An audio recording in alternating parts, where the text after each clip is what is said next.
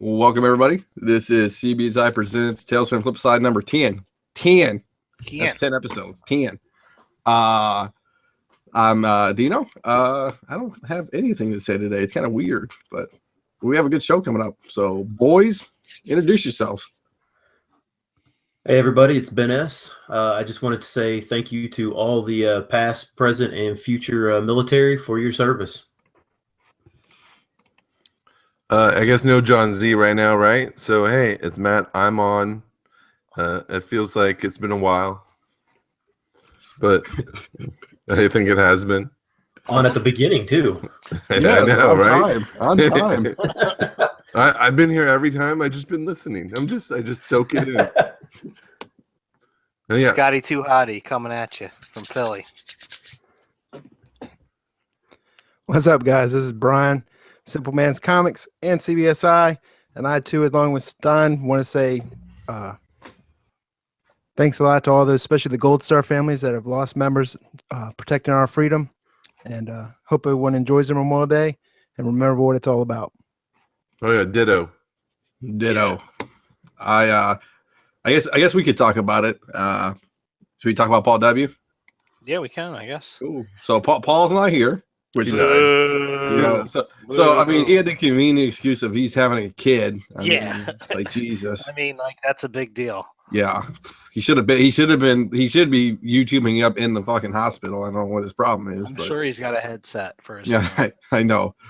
So we want to congratulate Paul on his new addition to the family. So congrats, Paul. Yeah, woo! You know what's funny? Like when people tell me, like even at work and stuff, like, "Hey, we're having a baby." It's like, do I tell the guys like, "Congratulations, your dick work"?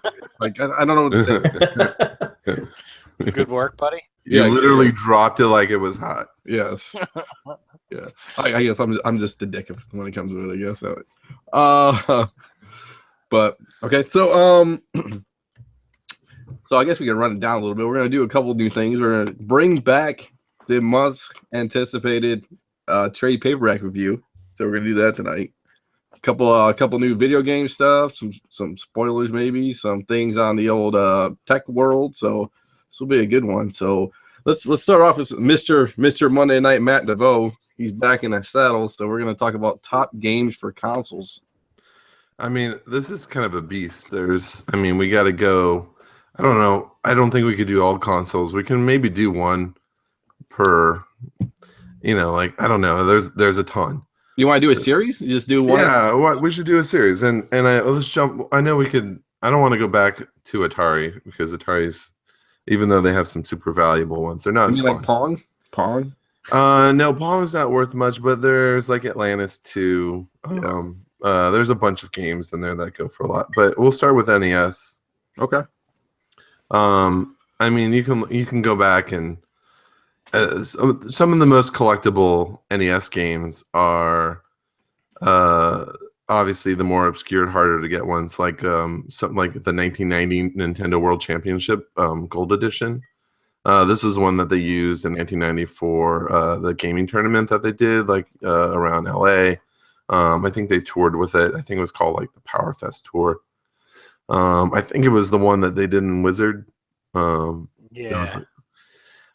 think that was the game. But that game sells for $15,000, $20,000 if you find one of those. What? How many of those are out there? Would that be? I think wasn't it Family Fun Fitness Stadium events? Was that that is one. Okay. But this was one that they used. I mean, they used these gold cartridges for the championship.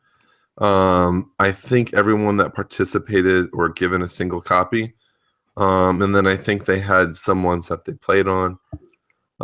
So they estimate that there's about 26 in the world or in the wild. Yeah, it's like an Action Comics #1. But you know that someone just has one. They kind of played it. They put it in their, it's sitting in someone's garage. I'm sure there's a couple sitting around somewhere. A year later, they did like the Campus Challenge, which is the same thing. Now, if you look at this, if you look it up, it's basically a cartridge that's gutted with a little window cut up and a circuit board sticking out of it. That sells for 15 to 20 grand. Jesus. I'm gonna ask a really stupid question because there's only those, especially on those, they're so limited and I mean, I wouldn't even know what it really looks like. Is there a way to counterfeit NES games? I'm sure.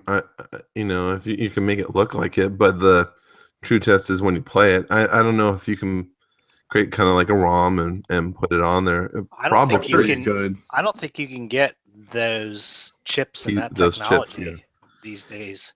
I mean, and then trying to cut out the case would be a whole different fucking beast. yeah, you too. look at this and it's perfectly cut. Like you can, and you can tell by the way it's even a little shorter than most of the old cartridges. Yeah, I'll put a link But- on the. Oh, you put a link on the side. Okay, yeah. But then they had the another Nintendo Championship. It was called they had the gold one, and then they had the gray cartridge. And the gray cartridge was about, I think, there was a lot more of those. They're a lot more common.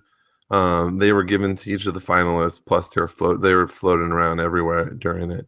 But those sold. They usually sell for about $8,000. Some of my favorite ones that I always heard about. So people used to talk about, this was like before eBay. It was like when you go to old video stores, go to the porn section and look for Bubble Bath Babes. It's a Nintendo game that was in a porn, in those old big old VHS boxes. So it kind of blended in with the rest of them. But that game was basically like Tetris. They would just have a girl on the screen, and when you cleared stuff, it would reveal bits and pieces of them. I mean, that game sells for $1,200 when you find it. That's a legit game. That's not like It was a legit game. It was like an adult publisher kind of hacked the system, and then they sold it on their own. Nice. Yeah, I wonder if it's on my. I wonder They if did that's on my develop my pie. Oh, that would be awesome because they did 3: Bubble Bath Babes, Peekaboo Poker, and Hot Slots. Actually, I'm gonna boot it up right now. I got that game legally, so Peekaboo Poker's on that list on that link that Brian sent. But each of those games, like Peekaboo Poker, is the same thing: $700, $1,200. Hot Slots is $600 to $1,300. Is that slots with an O? It's slots. Yep, SLOTS. Sloots. Hot Slots. Now, what about like regular games, like the common ones, like Zelda and all that stuff? Do they sell well? Now, like I once found like a big. I went to like a Goodwill and they got a box and it was about 100 NES games. And they all like those old NES games sell so like old video games on eBay. That when I list a game, they'll sell within an hour. Wow. Some sell within 5 minutes by the time I put it up.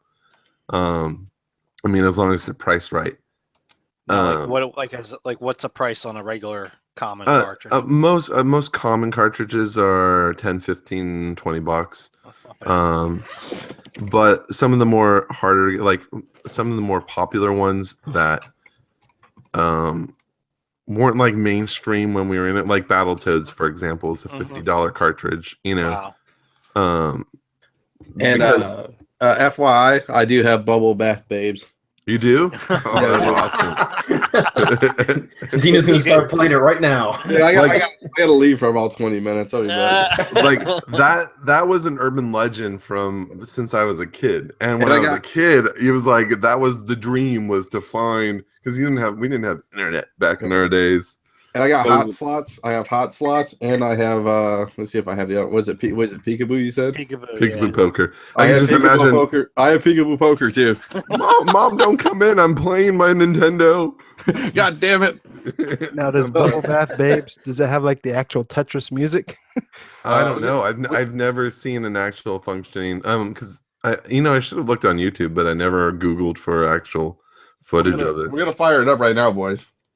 Are you gonna play some of it? I'm gonna try to play some of it and see if it works. I don't even know if That's it funny. works. Let's see. Now, one of the hottest games of the regular games was Bandai's Family Fitness Stadium events. Yes. That game sells for probably $10,000, sometimes more. the box on its own sells for like $2,000. Jesus. No, there's no it's no Tetris music. There's only 2 options. Oh wow, this is the girl starts off naked. Oh, she starts. Well, that's no fun. I have You no need, idea you what's need, going on right now. They you give need exactly the what you challenge, want. right? Oh, and it's not even that. It's like opposite. It's like I don't even know how to explain this. It's like it's like they go you up instead add of down. clothes? No, they go up. They go up instead of down. So like the blocks go up. Oh, so the challenge is to keep it clear the whole time, right? Yeah, I guess. Yeah. Interesting. A little hard if you're doing So- it one-handed. So get your business It is kinda- get, It is get kind of your hard now. get your business done, but right when it starts, and then you can play the game. Honestly, this is pretty awful, but that's okay. But if you have the game, it's a ton of money. I mean, there was other little games like NES's Flintstones. Just the cartridge on its own is a good 150. If you could find Bonk's Adventure, the one that came on Yeah. Neo Geo, Yeah. they had a port of it on the NES. But that's, I mean, there's some like a good quality high condition one can go for like $200. Wow. DuckTales 2. Now everyone knew that the sequel, the first one was so good, but DuckTales 2 is a good $100 game. DuckTales 2 was the hardest game ever, man, by far. I never played DuckTales. I didn't even know it existed until like recently. Yeah, it's just tough. I have no idea why I'm playing in this game right now. It's this one's tough, man. All those games were tough. Other hot ones like Teenage Mutant Ninja Turtles Tournament Fighters. It was like a fighting game. Yep. That was it's a good $40. Bomberman games. Any Bomberman games you ever, those always sell. Any Mario based, Smash Brothers is always a $60, $70, $80 game. If you have one in the box, you're looking at a good 100, 120. But yeah, after those like top games you just mentioned, they drop off pretty rapidly, right? I mean, it's not like there's only a couple games that are worth like big money. There's not. I mean, it depends on the console. NES, there's not a ton. There's a lot more for Super Nintendo, and 64 has a good chunk. Just because the later you move through those consoles, people kind of stop playing, and it was also the kind of during the time of like Warehouse Music, Blockbuster, where you could just go and rent games, so people weren't buying everything as much. That was my thing. Me and my cousin used to rent movies from it was Blockbuster, like Family Video, and there's like another one like Video Warehouse or whatever it was. But yeah, Warehouse. It was us, Warehouse Music. Yeah. Man, that ages us. Jeez. Yeah, I know. We used to roll out there, and then the bad thing is like we couldn't be there on the weekend, so we'd have to like rent it for like a couple weeks. I think we rented Battletoads for like a week straight. Couldn't do it. Battletoads is tough. Yeah. Well, there was one of the most rarest games. It was Battletoads Double Dragon. It was I had that game too. code game. That game is like $200. Yeah. Well, I don't have the physical game. I have the virtual game. But yeah, man, it's good stuff. I need to get that from you. Yeah. I told you, we do some business off air. You know what I'm saying? Yeah, there you go. For a friend.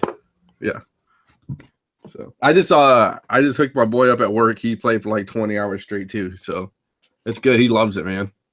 Absolutely loves it. So I just booted it down, Will. So I bet you I have Custer's Revenge for Atari. So What was it? Will on YouTube asked about Custer's Revenge for Atari. Oh yeah. Yeah, I think I might have that too. I'm sure I do. I wouldn't doubt it. So what's everyone's favorite NES game? I think Ooh. mine was Zelda, the original. Yeah, that's a good game. Do you guys play what's that? It's I'll come back to me. I gotta look it up. Mine's got to be Contra. Contra was awesome. Contra was pretty amazing. Yeah. Mine was River City Ransom. You guys play that game? Yeah, was that the Western? No, it was yeah, I'll show you. I'll put up in the link. I got Beat Sprites made of these guys. They're so badass. It was like a side scroller kind of game, but you like rescue different chicks in different areas and like a beat 'em up game. I'll put it in the YouTube chat too. Well, for me, it was always like, this is where kind of like my handle always came from, was Mega Man was like my favorite game series, because you think about every other game, you would fight the same villains over and over and over, and then you would have the same power throughout the game. Like, it wouldn't ever change. You could only do the same set of moves. But with Mega Man, every time you beat someone, you got their abilities. So the next level, you get to be like, have a whole new set of powers. And Mega Man was tough too, because every time you fell off the screen, options. well, you had to fall off the screen. You had to fight the same people over and over again. So if you got hit by something, fucking sucked. But it was having those options early on were just, it was a novelty. Yep. So it was fun. Like the other game, this is Super Nintendo, I think. But did you guys ever play Tiny Toon Adventures? Yeah, I did. It was one of the first games. It was one of the first games I remember where you could choose. You could do the same levels, but you can choose between 4 people to do that one level, and they each had a different set of abilities. So how you went through the level was a little bit different depending on who you choose. Between like, what was it, Buster Bunny and I think Daffy Duck was one of them. Plucky Duck. Plucky Duck. Yeah. And I can't remember the cat's name. The cat with like the broken tail. Crap. Nowadays, Matt, that'd be like DLC content on the PlayStation 4. Oh, that'd be awesome. Yeah. This River City Ransom looks like a double dragon almost. Oh yeah, dude. It totally was. It totally was. But it was badass. It was tough too. It wasn't easy by any stretch of imagination. I don't think any of those Nintendo games were easy, because you had to beat them all in one sitting. Like you couldn't save them. Zelda was like the only one, and Tecmo Super Bowl. Yeah, I mean, I've seen people like speedrun games like Mario, like Super Mario. You could or the first Mario Brothers, you could speedrun that in like 6 minutes. But like even like Zelda, you could speedrun in 13 minutes, I think, if you did it right. Now, Final Flight, was that Super Nintendo, or did it make it to NES? I can't remember. Final Fight. Yeah, remember that game? I saw that. I played on the arcade. Was it Haggard? Yep. And It was TurboGrafx 16, wasn't it? There was it was part of, but they ported it over. It was Super Nintendo. Yeah, it was Super Nintendo. But I remember they had the big arcade style game of that too. The big arcade.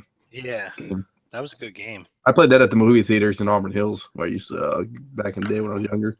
Yeah, I remember when I remember the first time I saw a Duck Hunt, and with being able to shoot the screen, that was pretty cool. Yeah, Duck Hunt was good. When we talk about guns in a later episode, that's going to be my first gun I ever had. Was the Duck Hunt gun? Yeah, probably for all of us. That's good stuff. Yeah, we'll make this a series, dude. This is good. Yeah, we should. Yeah, we'll go through each Sega Genesis next. Yeah, we could do Genesis next. Although there's not that many hot games. There's some more expensive Sega CD, and anyways, but yeah, we could combine it too. I could do some research over it. Cool. Yeah, I was gonna say for back in my arcade days, we would go and just spend a lot of our afternoons there just hanging out, and one of the other regulars was from what's his name, Todd. You guys remember him? Todd who? Todd Bridges. Oh yeah, Todd Bridges. Yeah.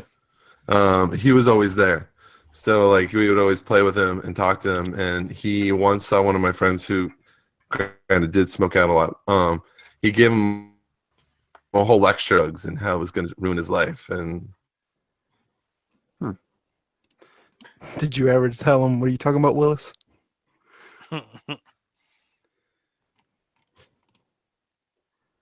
Oh, we lost Maddie. So that ends the video game session. So all right, that'll be our segue into the new iPhone 8. Where I was gonna say, where did you guys actually like here in Ohio? I mean, we went to like the video game places were not just at the theater, but we went to Putt Putt, and they had a big video game section. I had one in the mall. Like there was like if people from Michigan, they know the Summit Place Mall down in Pontiac, but they had like a one in there for a while, and it was like a little like strip mall thing. You walked in, it was like 55 fucking games in there. You had a bunch of quarters, just eating quarters all day. That was my spot. Yeah, I remember at Yeah, Putt Putt they had they always had a thing like you get like 80 tokens for $10 or something like that. So I would always hit my dad up for like $10. Like, can you take me over to Putt Putt? we had video games in the corner stores. I remember they had like Double Dragon there. I think I might have spent like $100 in like 2 months on Double Dragon. And the table version of Pac-Man at Pizza Hut. Nice. Yeah, it was Dude, awesome. they had it at a Mexican restaurant. I wanted a glass table Pac-Man so bad, but I couldn't justify the money for it. It's like $2 or $3 grand, I think, right now. Wow. Speaking of Putt Putt, though, I wonder if you can get like a knockoff. I saw it look on eBay. I don't know. I mean, I could build it myself, but I bet that's a lot more money. Speaking of Putt Putt, Ben, I did I walked 4 miles to Putt Putt yesterday to play some Putt Putt. Really? Yeah. Yeah, the old girl told me she wanted to take a walk. And then 4 miles later, we're at the Putt Putt place. And then now did the walk stop at the Putt Putt place? Or yes, yeah. So we grabbed dinner on the like way. Yeah, it's like a Paul's problem. So she told me, she goes, "Hey, let's go for a walk. I really want to work out." I'm like, "Okay, walk." And then like, "Hey, let's go play Putt Putt." I'm like, "Okay, well, how far is that?" She's like, "Oh, like 4 miles." So we're like walking through these random neighborhoods and stuff. And then we stopped for dinner. We played some Putt Putt. I did look at the arcade thing, Ben. Half their games were like broken. It was kind of depressing.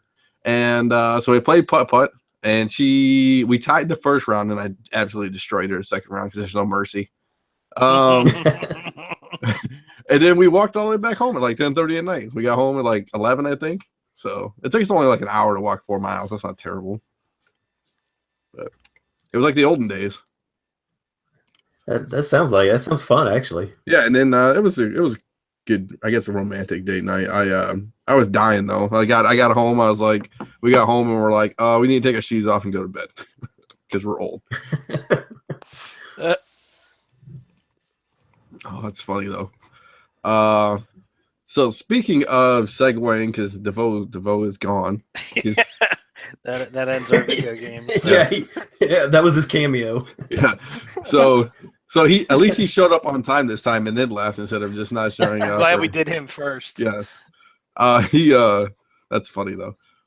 He must not paid his internet bill this week. So new iPhone 8. There was a couple leaks out there with the iPhone 8.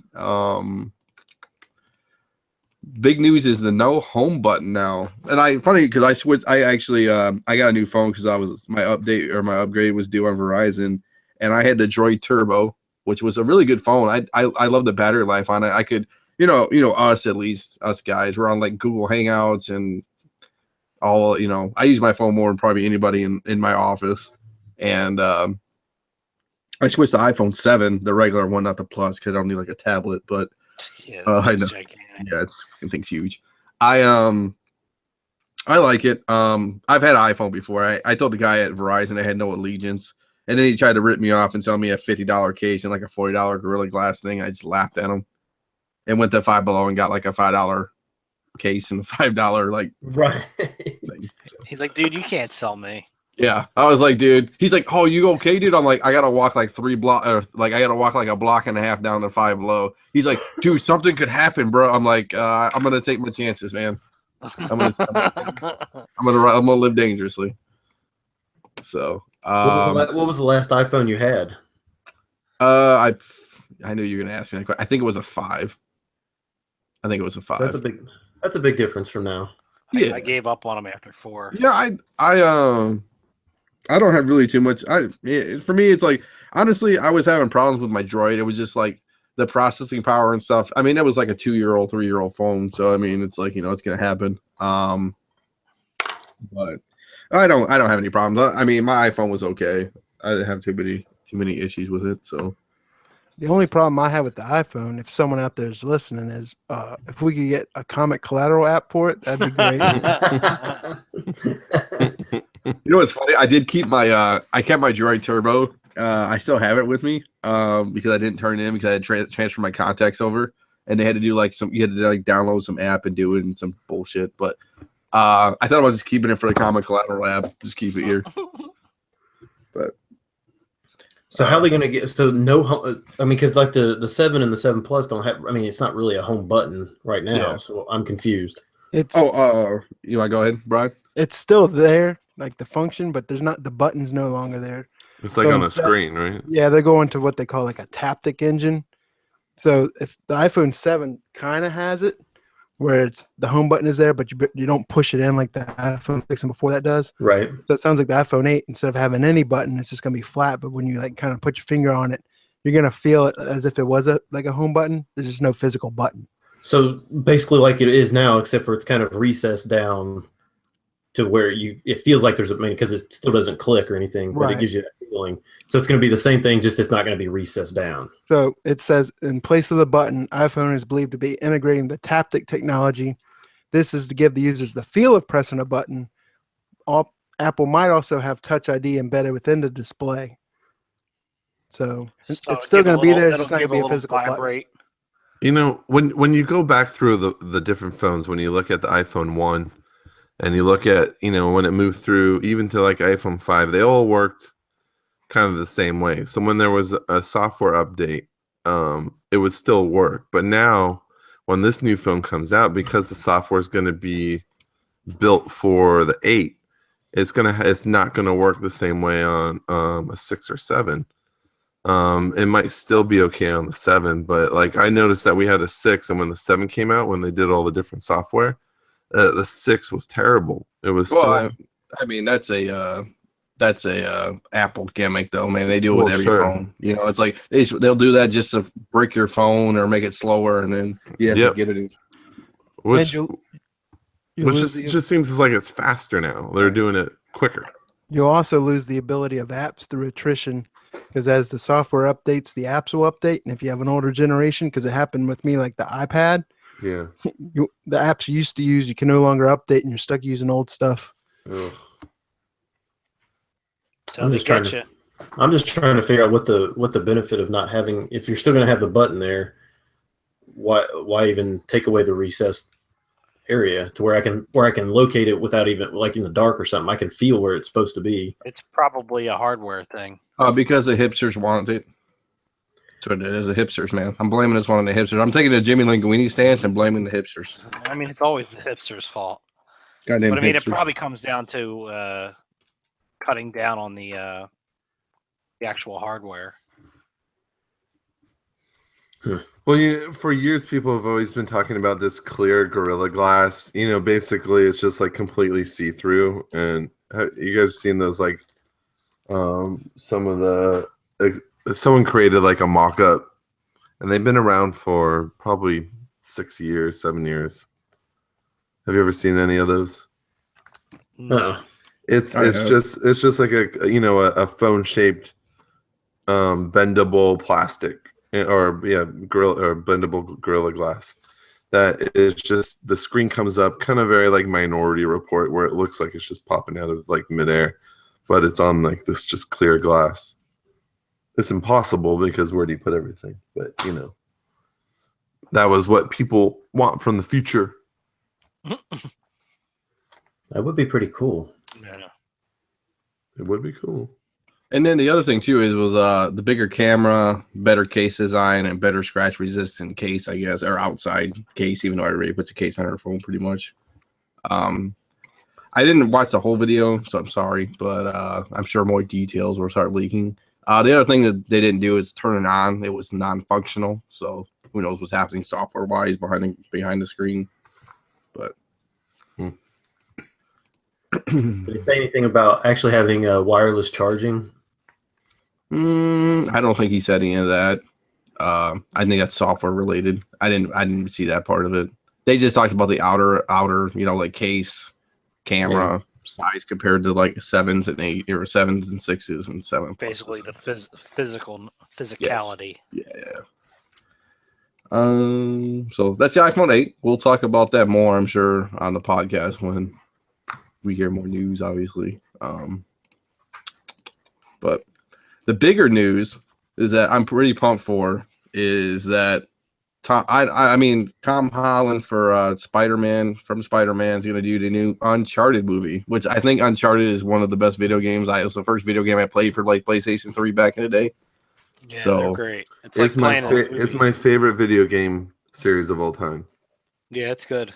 It's definitely good. I've never had more fun, and the multiplayer, like I literally played the multiplayer from the first game to the second game to the third game, like every night, night after night. That was pretty much all I played. Now, what was the multiplayer? I never played that. Oh, it was so much fun. I mean, when you got down to the second or third one, if you did pre-orders, you got special. But what was it, like deathmatch or? Yeah, they had a lot of like capture the flags, deathmatch. I mean, there was a bunch of different types, but those are the two most common. I mean, it was just fun. But yeah, hopefully, I think Holland is interesting. Have you guys played all the games? I played 1 and 2. I didn't get to play 3, or is it 4 now? Yeah, there's 4. Yeah, I played all. Oh, sorry. I said I played all of them. I agree with all you guys. I mean, it's like playing a blockbuster movie. Yeah. Yeah. I haven't played 4, but if you remember 3, with the City of Brass, how they kind of cut back to when he was younger.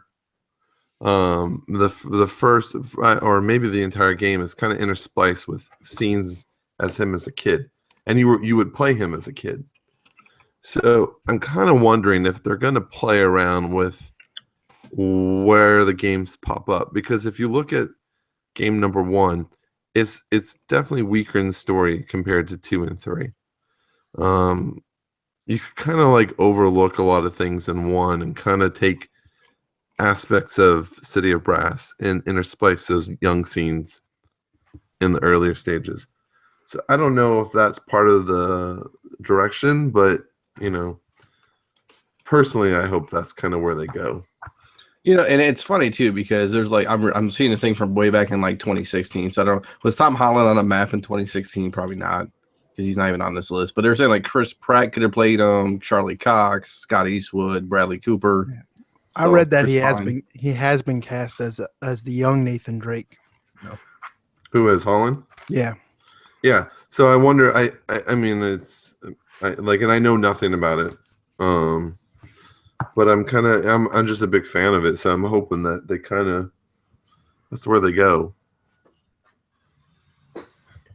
They'd almost have to, though. I mean, with him being so young. Well, I'm sure they're thinking trilogy money too, or some kind of sequel money, or etc. Sure.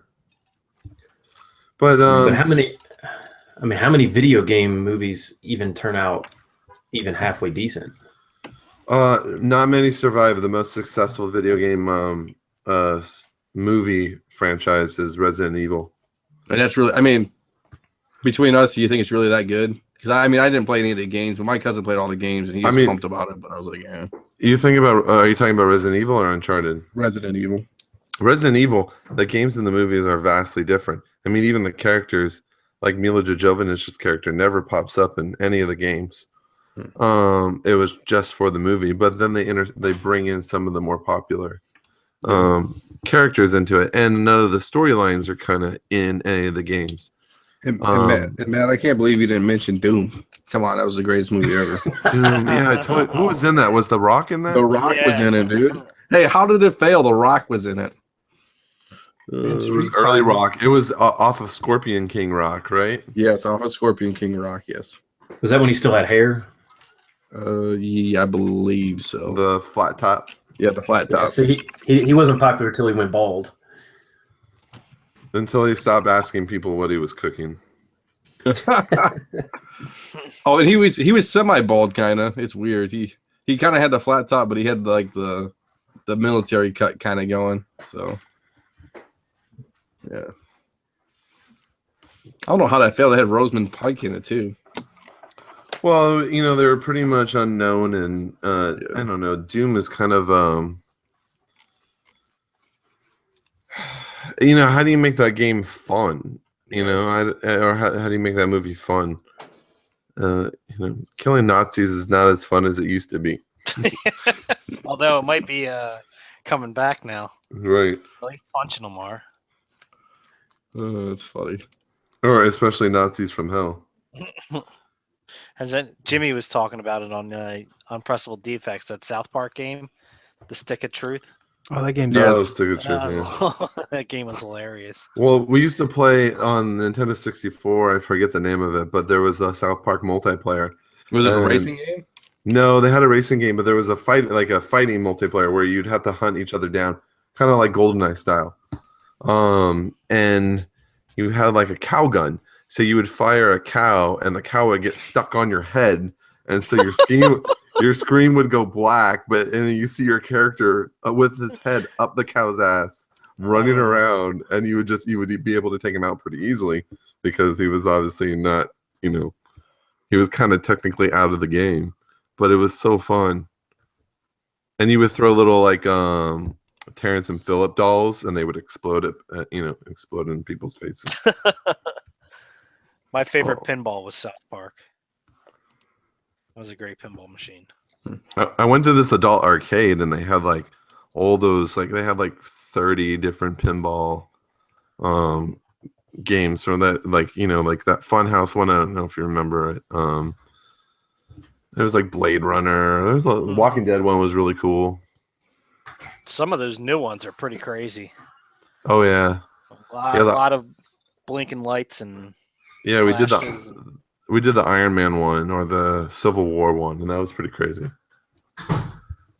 Like your characters fly around physically inside the machine. That's crazy. So Really? I have some more information on the Tom Holland casting. Yeah. So Breaking news. right. So he's cast as young Nathan Drake, and Deadline is reporting the role is going to be based on the sequence in Uncharted 3, like Matt said. Oh. And it's going to basically turn the film into a prequel to the video game as opposed to the straightforward adaptation that was originally planned. It's like they listen. So it's going to focus on Drake's youth and his meeting with Victor Sullivan. Nice. So Nice. if you guys played the game, Yeah. everyone knows Sully who like Victor the other Sully is. character. Everything. That's exactly what they needed to do, and I think that's brilliant. I think they need to give Matt some money. Yeah. Yeah. Thanks Pay for coming this up man. with it. Yeah. You know, Hey, this man. they just need to hire me full time.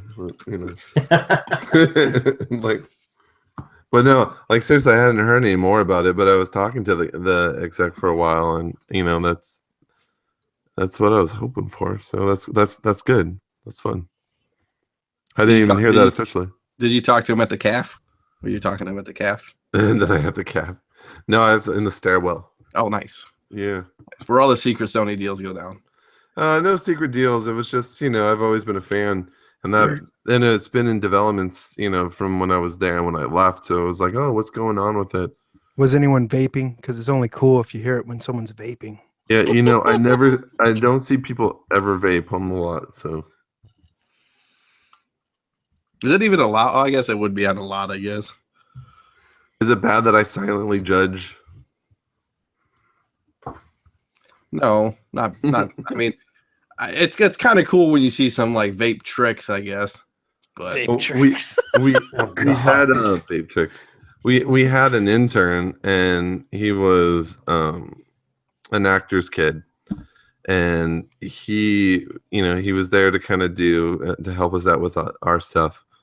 And he would just sit there vaping all day, and we were like, dude, you gotta like take it outside because you can't just. He had his feet up on the desk, just sitting back vaping. He's like, don't worry. Do you know who my dad is? Yeah, I was like, oh, buddy. hey, was he? Matt's like, hey, bro, it's not even smoke, bro. It's not even. No. And it looks like everyone's standing around with those like talk boys from Home Alone 2 with Kevin McAllister, and they got those big old machines. Right. It's like, how like smoking was cool in like the 70s and 60s, and I'm like, when you start adding mint to your your different flavors to your e-cig, it takes the cool. I don't know. Maybe it's cooler because it's e. I don't know. It's definitely not that cool. It's not that definitely cool. yeah. I don't know, because I think maybe it's just I've aged myself now, and I'm like I just don't get it. Think of what your grandpas would say who used to roll their Pall Malls up in their white T-shirts when they see someone vaping. Yeah. Oh, I got an old guy at work. He's like my boss. He's like 60 something. He hates millennials. He hates them. I'm on the cusp, but he doesn't hate me because I don't vape and stuff. But he's like, yeah. So he's like, dude, it's so funny. He's like, yeah, these young kids in their man buns and they're like iPhone. and like vaping. He's like, what the hell's wrong with these kids And nowadays? the rompers. Oh yeah, dude, and they're rompers, dude. He's like, what the hell is this about? He goes, if it was allowed, I'd hit him with my car. It's so funny. What's sad is I don't think we're that far off from them. Yeah, Yeah, I think we're all just like over the cusp. I'm technically on the bubble, I guess, technically being a millennial, but I'm more old school than a millennial. Like I think- I'm all about technology, but We all grew up without cell phones, so Yeah, I that's think that puts us in the. Yeah.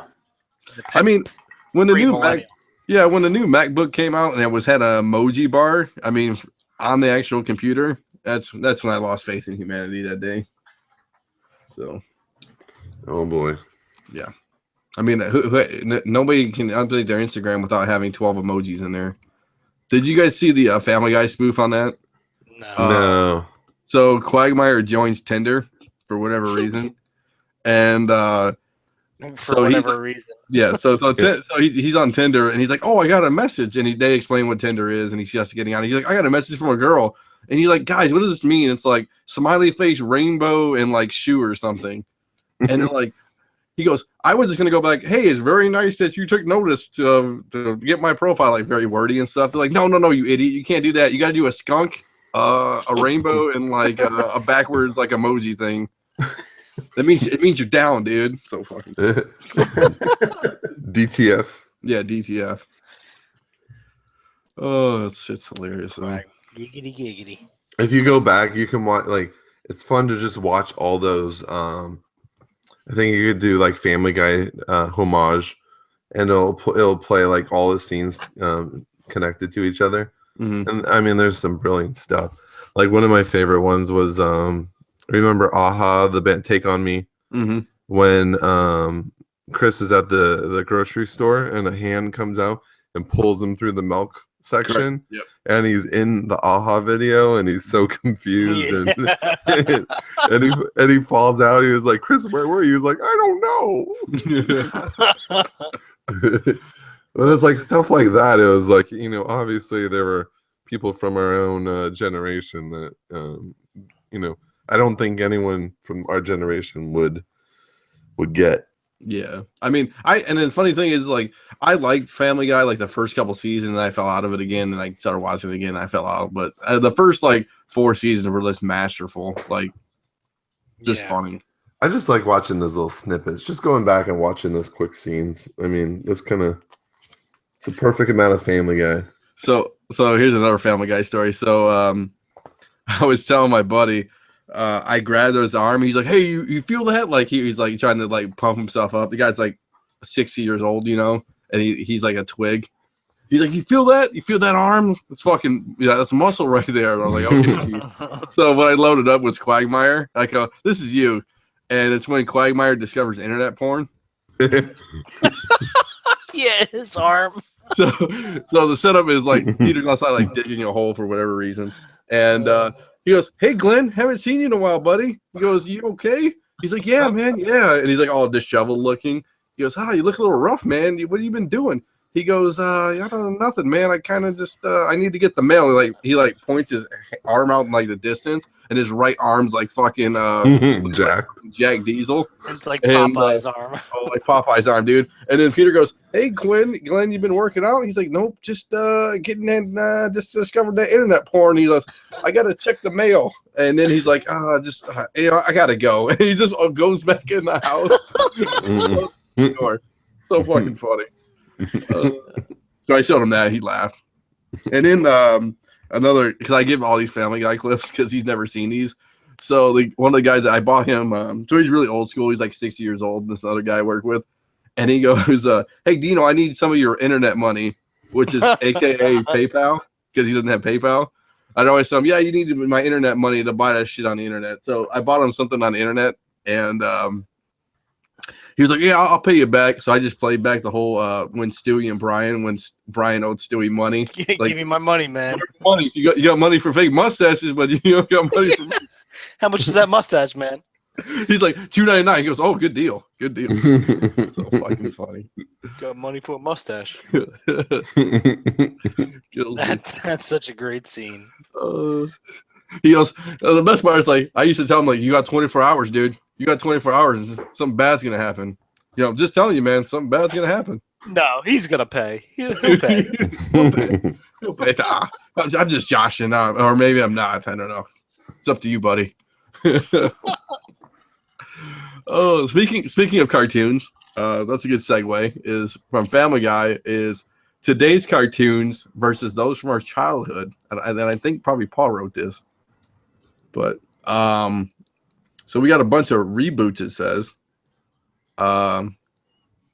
I don't know what the hell he means. Any unicorn remakes that are better than the originals. I don't know. Unicorn. So I guess. Oh, I think he might be like talking the about last My Little unicorn? Pony. Maybe. I Brony. don't know. Oh, Brony. I don't know. I don't know. Okay. Anyways, we're gonna segue onto that one. So, what cartoons did you guys watch when you were younger? Oh, everything. G.I. Joe, Transformers, Thundercats. I mean, it went through stages. Like, yeah, kid, you're like Transformers, G.I. Joe, He-Man. And then you move into like grade school. It was kind of like Disney, like DuckTales, Tailspin, Rescue Rangers, stuff like that. Tiny Toon Darkwing. Adventures. But for me, like the one show that is highly underrated and probably the best animated show of all time was Animaniacs. I mean, Yep. the stuff, like, you learn stuff, and it was very adult humor. That stuff, like, I didn't get as a kid, but now is like amazing as an adult. Pinky in the Brain. Peeking in the Brain. But they're showing, like, there was some girl in one of my daughter's classes, and she was singing the different states. And I was like, where did you look that up? She was like, oh, on YouTube. I was like, is it Animaniacs? She's like, yeah, you know Animaniacs? I'm like, oh, man. When he Like, sings all the name of the states. all the different states, and he Yeah. goes through all the capitals, and he does one for all the different countries. There's no show that can touch that show now. Yeah, I'm probably pretty biased, as you can see from my avatar, that Animaniacs was we used to watch it in college. I mean, it's we'd get done with class and we would all just hang around. We only had like 2 TVs on our whole floor, but I mean, it was brilliant.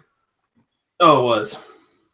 I mean, it watched- wasn't just good TV. It was brilliant. It was brilliant TV. It was better than a lot of the live action stuff. Yeah, I watched Animaniacs. I had a weird, I don't know about weird childhood, but it was like I watched like 5th and 6th grade and 7th grade. It was like X-Men Adventures, Batman Adventures, that whole time slot, yeah. Batman, Superman. Oh yeah. X-Men was great. Yeah, I mean, it was funny because X-Men was like the male romantic soap opera. Like, did you see Logan try to get with Jean Grey, man? And like she with Scott, can you believe that shit, man? Logan's such a badass. So Like, when I would wake up just to watch X-Men. So, like, it'd sleep Saturday in, mornings. and I forced it would set my alarm to wake up just to watch X-Men, because back then we didn't have on demand. If you missed it, that was it. Yeah. You like, fuck you, you missed it, and it was the worst day after that. X-Men was so good. And then I watched Teenage Mutant Ninja Turtles, and then I went into like Nickelodeon era, dude, like Doug and Rocko's Modern Life, Rugrats. What else was on there? A whole bunch of them, dude. Like, Who was saying they were a Nickelodeon person on Unpressable? Trey. Oh, maybe it was you guys on the last couple of podcasts. Someone said they were a Nickelodeon person, but yeah, I never did the Nickelodeon thing too much. well, I had you know how hood I am. I had a cheater box, so I could watch like anything. So I don't even know if Nickelodeon was out when I was a kid. That's surprising. You had a cheater box, Dino. Well, no, it's not. And then the Angry Beavers was another good show. Jesus. Cartoons. that's right. It's such a broad topic of cartoons because you got everything from Hanna-Barbera. Yep. I mean, back in the day, you got Looney Tunes. I mean, Saturday mornings, I'd watch Smurfs, Underwater Smurfs, which people Snorks. called Snorks. Snorks, yeah. And then, then it The went to, underwater Smurfs. yeah, Dragon's Lair, Dungeons and Dragons. And tell me you did not want to eat you like in Fraggle Rock, didn't you want to eat their like bridges and their Yeah. What do they call them? Doobers or boozers? Yeah. I'm like, that looks really good. When me and my wife first got married, we watched that one Saturday morning, and there was a really good show. It was Recess. That was really good. Oh yeah, Recess. Recess was a really good show. Yeah. Yep. You know what's funny? One of my guys is like Brian. He's like into IT and stuff. He actually downloaded like all the Tom and Jerry shows and made his kids watch that instead of what the crap that was on TV right now. My kids are addicted to Tom and Jerry right now, and it's like new to them, and it's like the old Tom and Jerry even. Yep. I don't think they could do half the stuff that they did back then. No. I mean, Tom and Jerry was a pimp. Like Tom was like a pimp, man. He was like rolling cigarettes and stuff. He didn't care. Didn't Tom go blackface one time too? He did go blackface. There's shit you couldn't do. Tom was pimping out a lot of girls, dude. He didn't care, dude. The Looney Tunes, remember the Crows? You know, we can't judge we can't judge cat culture, you know.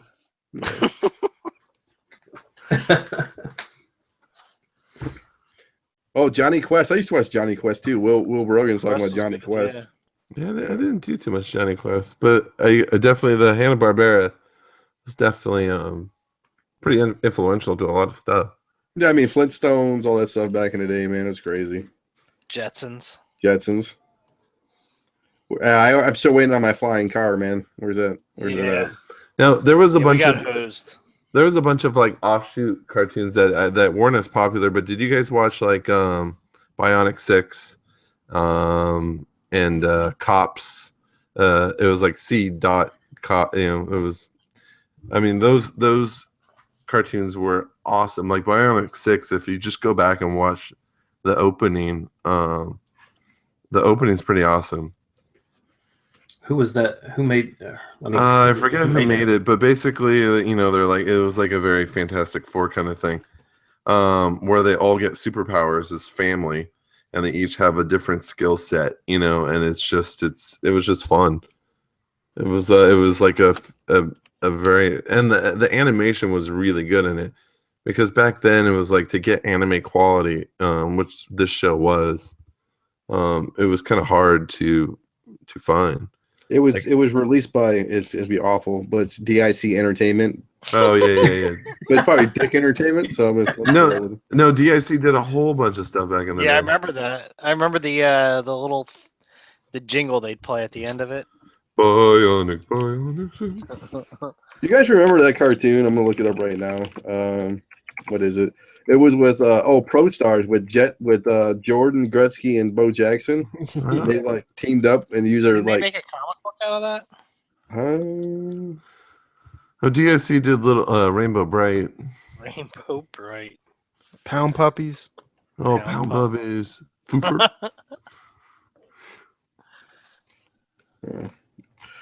Yeah, let's and then let's talk about today. I know who wrote this. It was probably Z.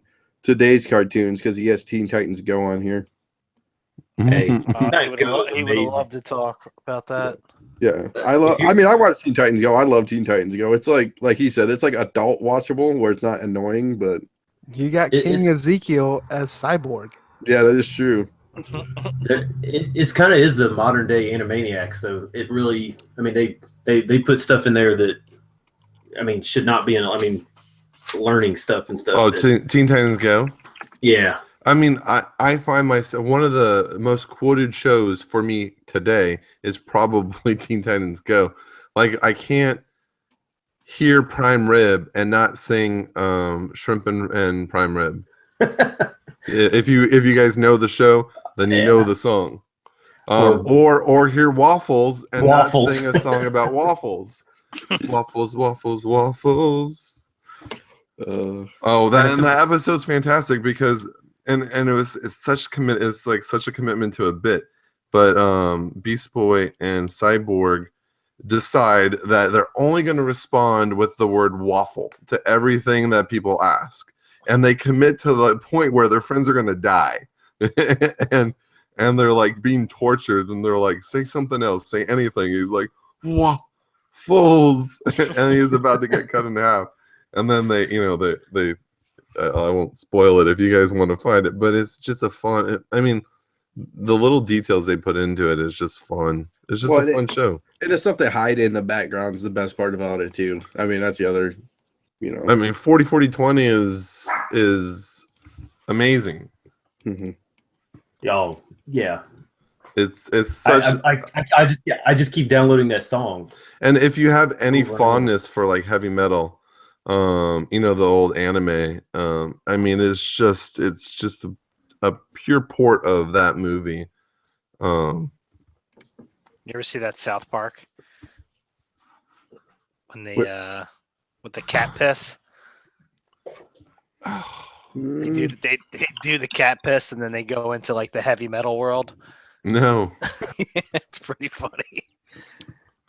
Basically, the counselor tells them that if a cat pisses in their face, that they'll trip balls. Oh, I remember that. And So then Kenny does it, dude. And it's so And he funny. gets- Oh, and like the music's like blaring, and it's like all the animation just like heavy metal. And Kenny's just like staring at the chick's tits, and he's just like, "Woohoo!" Oh, other shows I forgot to mention, of course, Spider-Man, all the different Spider-Mans. I mean, yeah. if you can go back all through the animated Spider-Man, so you have the individual Spider-Man, you had Amazing Friends, you had the Spider-Man Fox series, and then they had then there was some other offshoots after, that weren't as good. They had Spider-Man 2099, and but my fondness was for the 90s Spidey Fox one, and Yeah. Amazing Friends was pretty cool. They had one. Didn't- What? Neil Patrick Harris, the voice of Spider-Man in one of the series. Yeah, it was only one season, and it was kind of it was at the dawn or maybe a couple years into 3D when 3D was all new. They did the show completely 3D animated. I think that's the one. It was also like Erin Searing was Yeah, it was Will Brogan said it's MTV Spider-Man. yeah, that sounds about right. And as much as people might want to hate it, like Muppet Babies was a good show. I like Muppet Babies too. I used to watch it. Not gonna lie. I can still sing the song. I won't, but I can still remember it. When you hang out with Trey, babies, There you go. your dreams come true. And then you got to do the When Your World Looks. you guys gotta get hammed up, and you and Trey and Sean can sing. there we go. karaoke. Oh, it could replace our Holiday Road. Yeah. And Gargoyles. Oh man, I love. Oh, Gargoyles, dude! I forgot about Gargoyles. Gargoyles was another completely underrated show. Like I wish they would do a live action of that now, and it would totally be awesome. Or even like a Netflix series, like a cartoon, Yeah, no kidding, man. You If see the- anyone's working for Netflix, do Gargoyles. Yep. And Mad Balls. You see, they brought back Mad Balls. Oh yeah, and Gummy Bears. I watched that. I watched Captain Planet. Captain Captain Planet. Planet. Darkwing Duck Different was cartoons jumped the shark. incredible. I didn't do too much Pokemon. I remember just during the height, just Pikachu was so cute that You know what killed me about Pokemon is Professor Oak's kind of a scumbag, man. He kind of was getting with Ash's mom and then gave him the Pokédex and said, "Hey, why don't you leave for a little bit and collect all these Pokemon while I bang your mom?" Kind of a scumbag move by Professor Oak, but I mean, you gotta do what you gotta do. Hey man, pimping ain't easy. It ain't easy. And then they had the Super Mario Brothers show where they had the two real life Mario and Luigi, where they would make you do the dance at the beginning of the cartoon. Mhm. That's on Netflix right now too. Oh, is it really? Yeah, my kids watch that. God, that movie was terrible. Hey, it's John Leguizamo's best work, man. Come on, man. Jeez. I mean, Batman Beyond was amazing too. I mean, like after Batman was done. Yeah, I didn't mind it. I like Batman Beyond. It was like a dark, edgier one. Was it? Was it Batman Beyond when they had they had the shooter in school, right? Yeah, that yeah. That was dark, man. It was dark. But it was fun because wasn't there? No, I guess it was the movie where Dick Grayson's like the villain or something like that. The Phantom, right? Right. Mm-hmm. Bobby's World. Do you guys remember that? Oh, Howie Mandel, dude. Bobby's World, man. Yeah. Now, I don't think I could take it now with the voice. And I loved Alf, so I remember watching the live action and the animated. I only watched the live action. I didn't get the animated one. He loves cats. He does love the cats. I didn't even know there was an animated. Yeah, there was. It wasn't on too long. Oh, the Tick. The Tick was amazing. Oh, Yeah, I love the Tick. that's Z's life right there. Yeah, I mean, geez, I'm just going through this huge list. The Rhesus is on there. Daria, Denver the Last Dinosaur. Freakazoid was sweet. Freakazoid. Freakazoid, yeah. X-Men Evolution. That was not too bad. That was after X-Men 90s. X-Men Evolution brought in I think that's what X-23 was created for. Was in X-Men Evolution. Didn't they have a comic book based on that? Yeah, so she popped in the show first, and then she was so popular, then they brought her into but it wasn't until mid 2000s when she popped in Uncanny, or I guess NYX. Yep. It was pretty late. Well, because what year was NYX? 2008? I don't know. Was it I thought it was 04, I 2003. Yeah, I thought it was like 03, 04. Somewhere around there, yeah. It was. Let me look right here. It's yeah, it was 04, I believe. February 04 was number 3 at least, so it had to be 2003, 2004. We'll see. X-Men Evolutions. 23. Yeah, I remember reading something about that she was on the cartoon, and then I knew that there was a comic book. I just didn't know. I mean, I didn't know if they even apparently. Yeah, season 3 there, Chief. April 12th, 2014. Yeah, there you go. Yep. It was actually Wolverine versus X-23. I guess I might spoil that, but And you look at her; she looks really similar to what we saw in Logan. here, let's I got the image. I'll throw it up on the old chat and stuff too. And they had her as a child. Like they went into her history. I mean, like if you want like a true origin story never seen before, like this is where it started. Was X-Men Evolutions. Look, she even got the two. It's got the 2 claws and everything, man. 2 claws, the foot claw. I mean, it all started right there.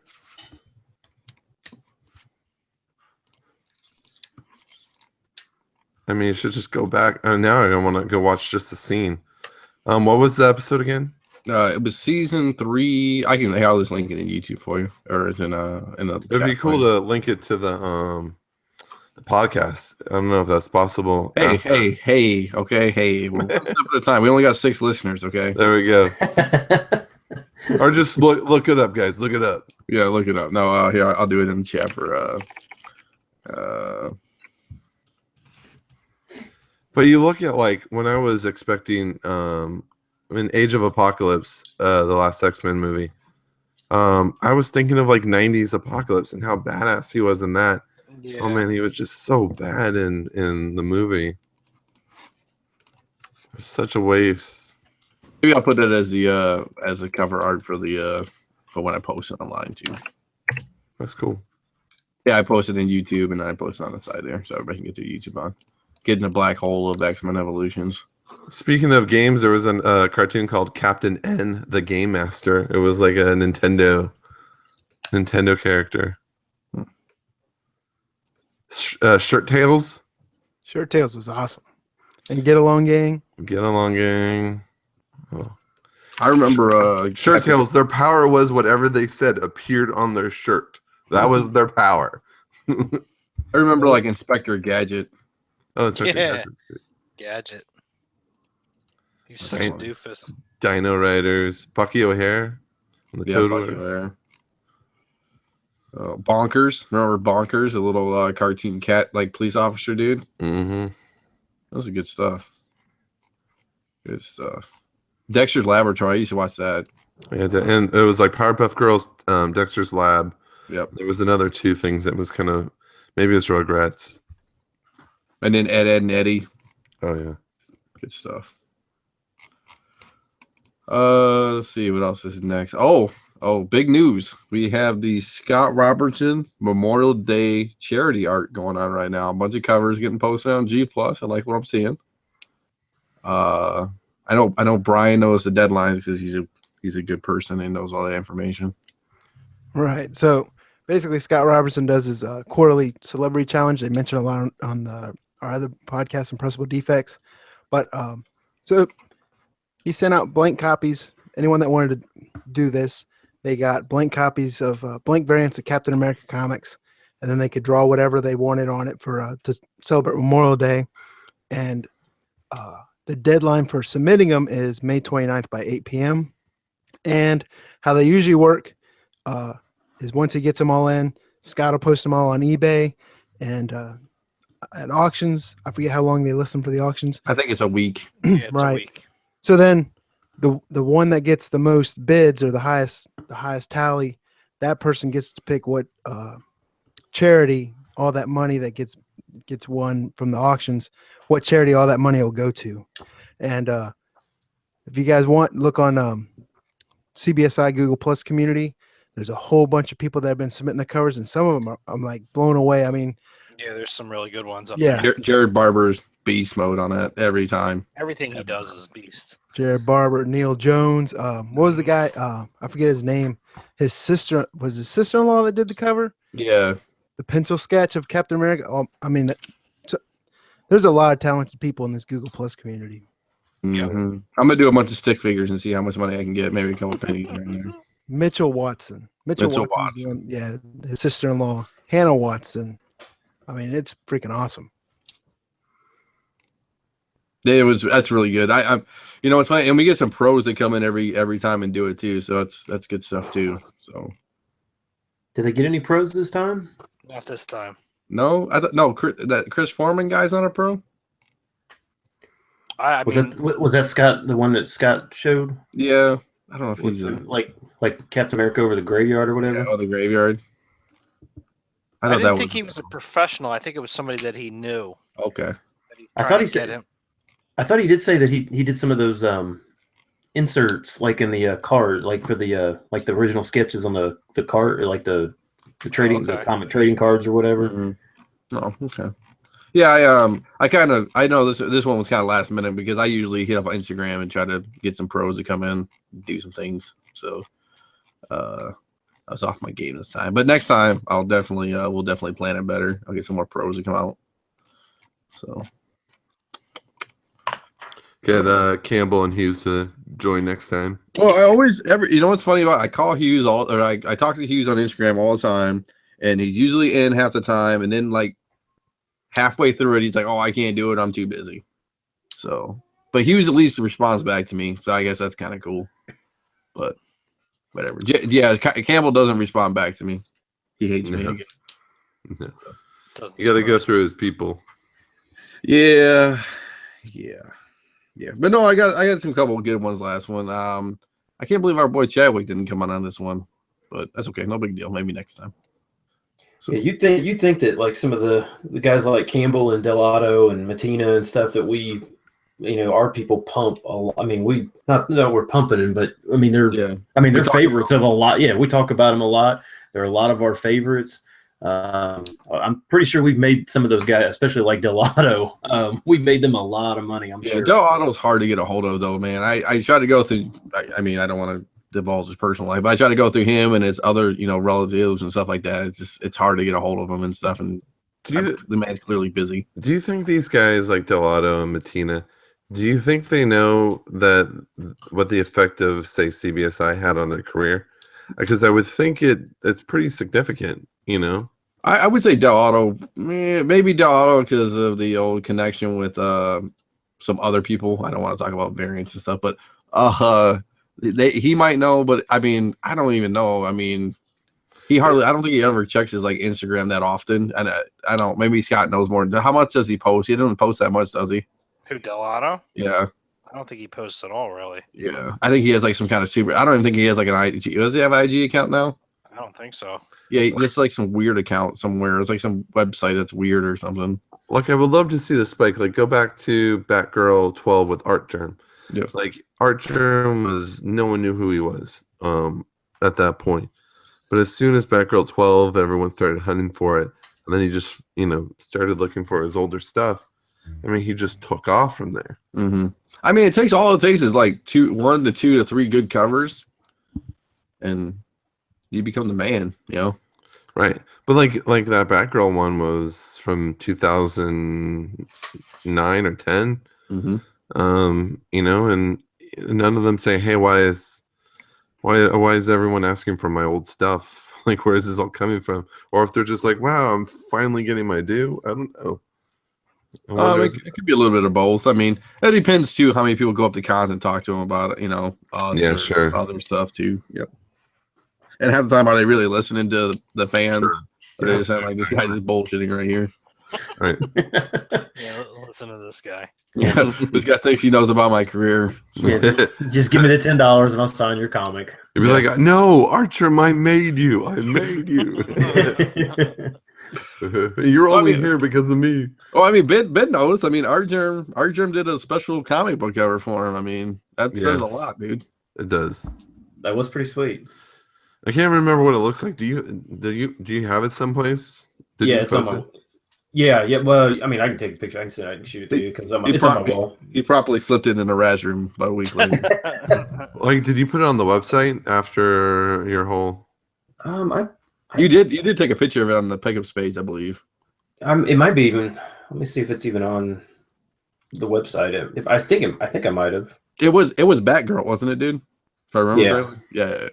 Yeah, he sent me a message and said, "Who do you want me to do?" And I was sitting there thinking, man, at the You're time like, this was like Rosie before- O'Donnell. Well, it was before the. What's funny is it was before the last. I mean, because this was like a year, probably a little over a year ago, and I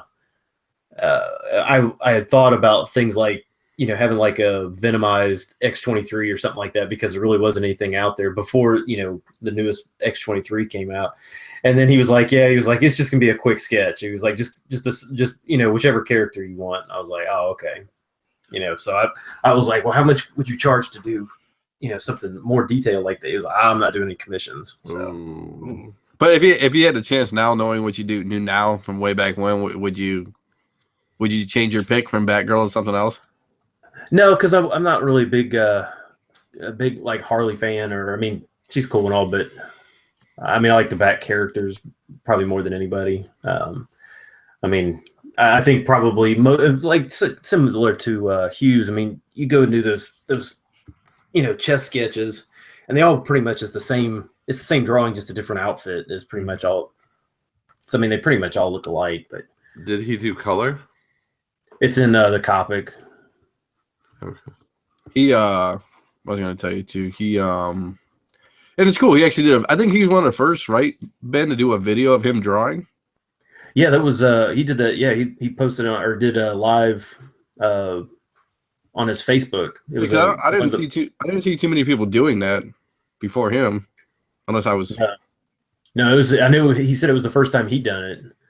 Well, it was. A lot of people did it on DeviantArt, but like all the well-known guys, probably not as much. If I can find this, I should know how to search a little bit better off our site. You'd think. Oh, Benny. See if I can do it on. I think it's probably better on Google Plus, but who knows? Yeah, how long, I'm looking up your account right now to see if I can. Oh, there it is. Okay, so I posted that article June 22nd. Let me see if I got the sketch on there.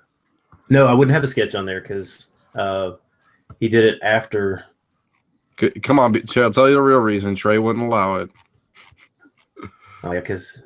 Oh, right here, I got it, dude. Yeah, I got it. Did you find it? Yeah, I found it. There you go. I'll post it in YouTube, and then I'll post it in the chat. Speaking of Art Germ, I was a little happy to find out that stupid Astonishing X-Men is now no longer a 1 in 1,000. They reduced it down to a 1 in 100. Oh, that's still going to be pretty hot. I mean, as bad as the Darkstalker Street Fighter cover is, it's still doing $60. Is it still selling for that? It still is. That's an awesome sketch. And I wonder if they're still available. They were on Udon. Now, I know it's on is that on a board, I guess, dude? What's that? It's on art paper. Yeah. Could you submit it to be CBCS?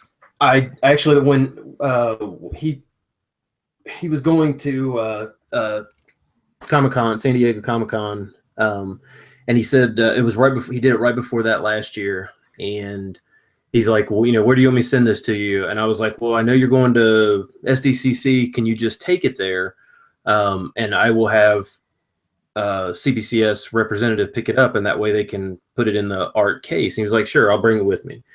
So the CBCS rep picked it up, but their cases it's slightly bigger than comic book size, and they don't have a case to fit it, so they couldn't do it. Couldn't they cut it down? Like, I mean, I guess they couldn't cut it down, but you could, you just take it out. There's a way. Yeah, there's enough room there to. Yeah, I guess he probably. I mean, I don't know. I don't know if they would do. I don't think they would do it after the. Well, maybe they would. I don't know. I mean, you could do it from CBCS now. They'll take it after. Yeah, they'll take it after. You just get it verified. And verify a sketch. I mean, you have the YouTube, you have that Facebook link. I mean, it's not like, I mean, this one might be pretty easy, but like in general, I mean, how would you? I mean, I don't know. I guess it would be the same way that they verify signature. I don't know. Can they verify a sketch? Maybe that's. Well, I mean, they would probably verify the signature at the bottom, and then I mean, I mean, this one would be pretty easy because it's a slam dunk because he actually drew it out online when he's doing it. But yeah, I mean, I would say they'd probably take samples of his work, just like an autograph kind of. I mean. And it was still too big for magazine size. It doesn't. It looks the same size as CBCS doesn't have. Yeah, they don't have magazine size. Oh, CBCS. Oh, they are though. Yeah, that's what Paul's been bitching about because of turtles. When I was talking to the CBCS guy at one of the conventions I went to, I can't remember which one, but they were like, "Oh yeah," they're like, "Shh, don't say anything." They're like, "Yeah, it's coming." Yeah, it's kind of a pain because even I just submitted something here recently, and it was slightly bigger than a normal size, and they're like, yeah, it's too close. It pinches the corners, our inner sleeve, and they're like, all we can do is a raw grade on it. I don't know how I feel about that raw grade. Yeah. I mean, it seems kind of like a waste of time to. I mean, if you really don't know how to grade stuff. They don't do resto checks on it either. That's what. If they did resto checks, it would be a lot better, I think. Yeah, I mean, it wouldn't work for a golden age, but anything. I mean, honestly, I mean, how many new modern is never? I mean, I don't know if have you ever seen a modern with resto? So I mean, you don't really. I mean, I guess it's possible. I've seen some ASM 300s with restoration. Oh, really? Yeah. A lot of color touch. Color touch, yeah. Well, it's because of the back cover, right? Or is it on the creases? Yeah. Like just basically on the spine ticks. Mm-hmm. I guess I've seen that too, where you know how the red, trying to color fill it back in that red. Mm-hmm. But for the majority of stuff, I mean, majority, it's not going to be. I mean, I guess because it's only $10 to do that. If you got something that you're on the fence of, because they'll do the screen and then they'll immediately, you can go ahead and have the raw grade on it for $10. I mean, you pretty much know at that point if it comes back, if you do the pre-screen at 9.8 or something and they raw grade it at 9.6, you could pretty much just go ahead and send it straight to CGC if you wanted to, and know that this is going to be a 9.6. So it gives you at least that assurance to, go ahead and get it slabbed. But now I know like people aren't fans of signatures these days, but are there any signatures you guys are trying to track down? I hate the line, dude. I really do. Yeah. I mean, it'd be cool to get like a Matina signature right now because he's kind of hot. I don't even know. I mean, I'm not even a big celebrity signature guy either. It's weird. I don't really want to meet anybody. There's only one signature I want, and it's on my Wonder Woman 77 variant. I want Linda Carter. Nice. Oh, nice. Did you see that? Did you see that photo I posted in the hangout with her and Gal Gadot? I did. Yeah. Oh, she's so hot. Oh. Which one? Gail just does it for me. Linda Carter's still freaking hot. Yeah. She is. I don't know. Signatures. I don't. I don't think I think they just, especially if it's a nice cover, I think it just messes it up. Well, you kind of roll the dice with getting Stan these days because you never know where it's going to go or what it's going to look like. Oh, I saw a bad one where he signed right over Todd McFarlane's name. Well, Right over top of it. Like, what book was it? A New Mutants at Night? What book was it where he signed it like 3 times? I didn't see that one. It was Triple like- sign, dude. Triple sign. One of a kind on eBay. It did. It had it like in 3 different areas on the book. It was. It was. Now, so, did he sign it the same like 3 times in the same sitting, or was it like 3? I don't know. I think he. I don't know. I don't know. I think it was. what I think it was the same time 3 times. I think the guy just kept giving it back to him or something, or they got mixed around or something. Because that'd be funny to get like 3 different signature, like 3 different notices on it, where Stan Lee signed on this date. On this date. This date. What was that book that Indy you guys had, Dino or Scott? That was that, or you guys almost bought that? Was it that Fantastic Four Yeah. Yeah, number one. Yeah, that number had one. Stan? The signature on that was much. You could tell it was an older signature because Oh it was yeah. It was extremely block legible. Yeah. Yeah. Now, do you guys have any signatures from anyone who has died, who has passed away? No. Because like what was it? Sean was saying that he found a book that was signed by Jack Kirby. Wow. I'm like, can you that would be, you couldn't get rid of that. There's no way. No. Sean also has what, a Carmine Infantino signature. Yep, Carmine. Oh, yeah. From Incredible Hulk 181, I think. There was one that probably had the quadruple signature or triplet. Yeah. I wouldn't. There's not so much a signature I want, but if and I looked hoping he was coming to Baltimore, but I'd love a sketch from Ethan Van Sciver. Yeah. He was in Indy a couple of years ago, dude. But you got to be careful. Look at Skyver's quick sketches or convention sketches. They're not nearly as good as like his regular stuff. Like he definitely, if you look up like on eBay any of the stuff, like they don't look as, okay, I'm going to just say they look terrible. Just You're gonna because go out on a limb and tell us. he kind of phones it in on, because they rush through. Obviously, they put more detail when they're sitting at. Because Skyver is one of my favorite covers of all time is that Green Lantern 9 variant where he has the lantern ring.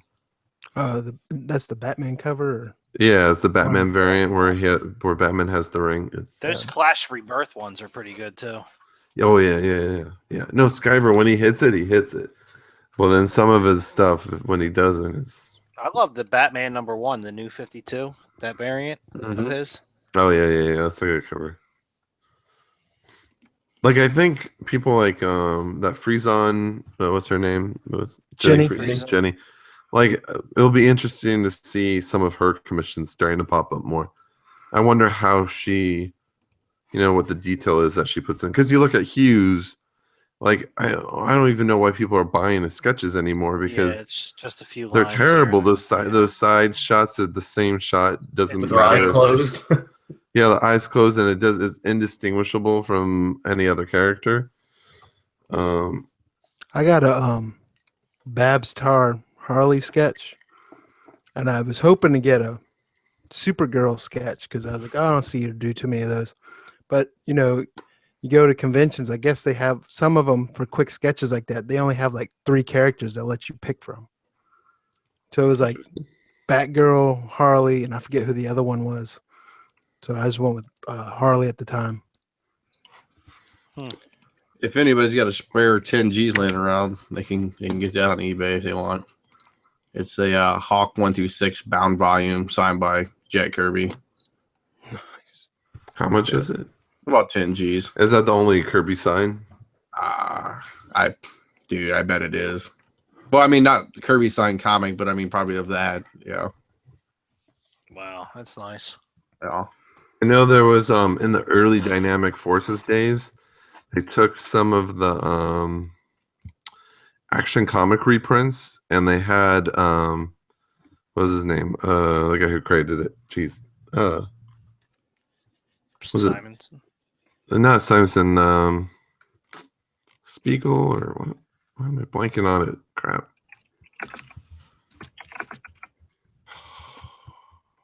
totally blanking on the name.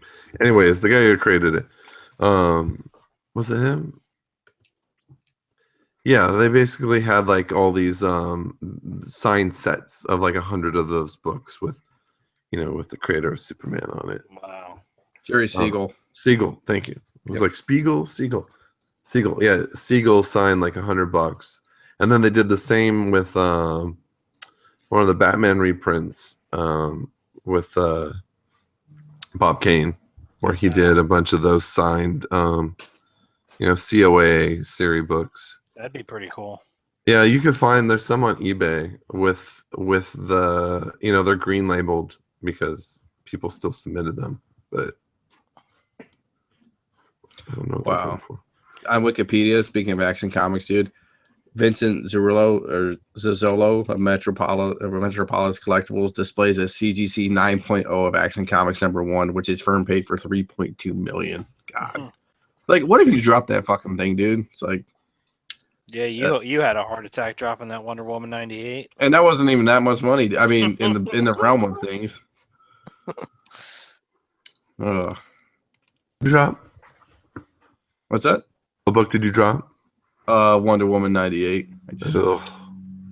Yeah, it just kind of slid off the thing, and my foot caught it. Thank God. It was a graded book, so it only cracked the case. Yeah. Oh, look here. One of those action reprints are Jerry Siegel signed reprint. Dynamic Forces certified, $489. 11 people are watching it. I bet there's 11 people on this podcast. But the last sold, the one sold for $49, $479. I mean, those actually seem pretty cheap because you're not going to get too many Jerry Siegel signatures anymore. No, I think it'd be kind of cool to get one of the like a Bill Gaines, EC get EC signed or something like that. Just I think that's really the only signed books that there just aren't very many. There's too many. Anybody new?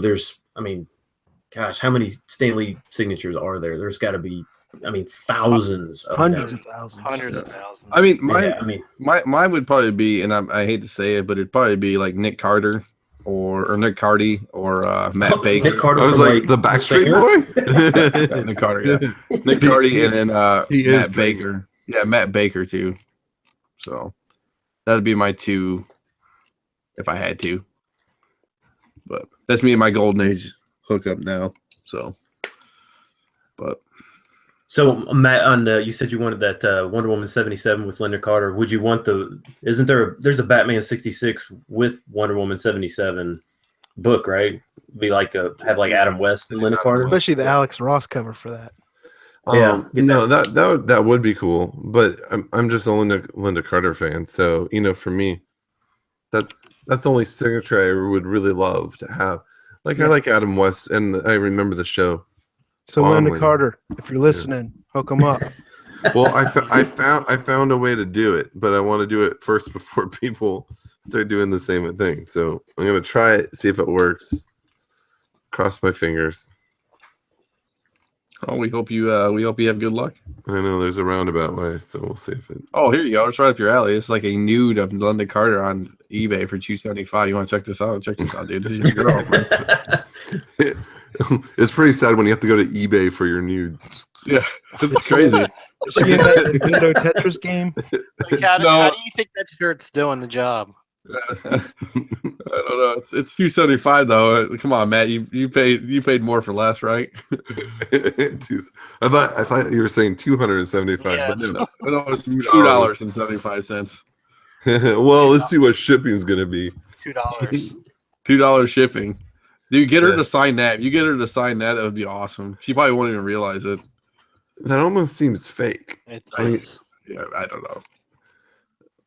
Oh, it is a repo. It's a reproduction. I don't know if it's really fake or I don't know. But I just saw that when I said Linda Carter signed. I don't know why it's in there because she didn't sign it, but whatever.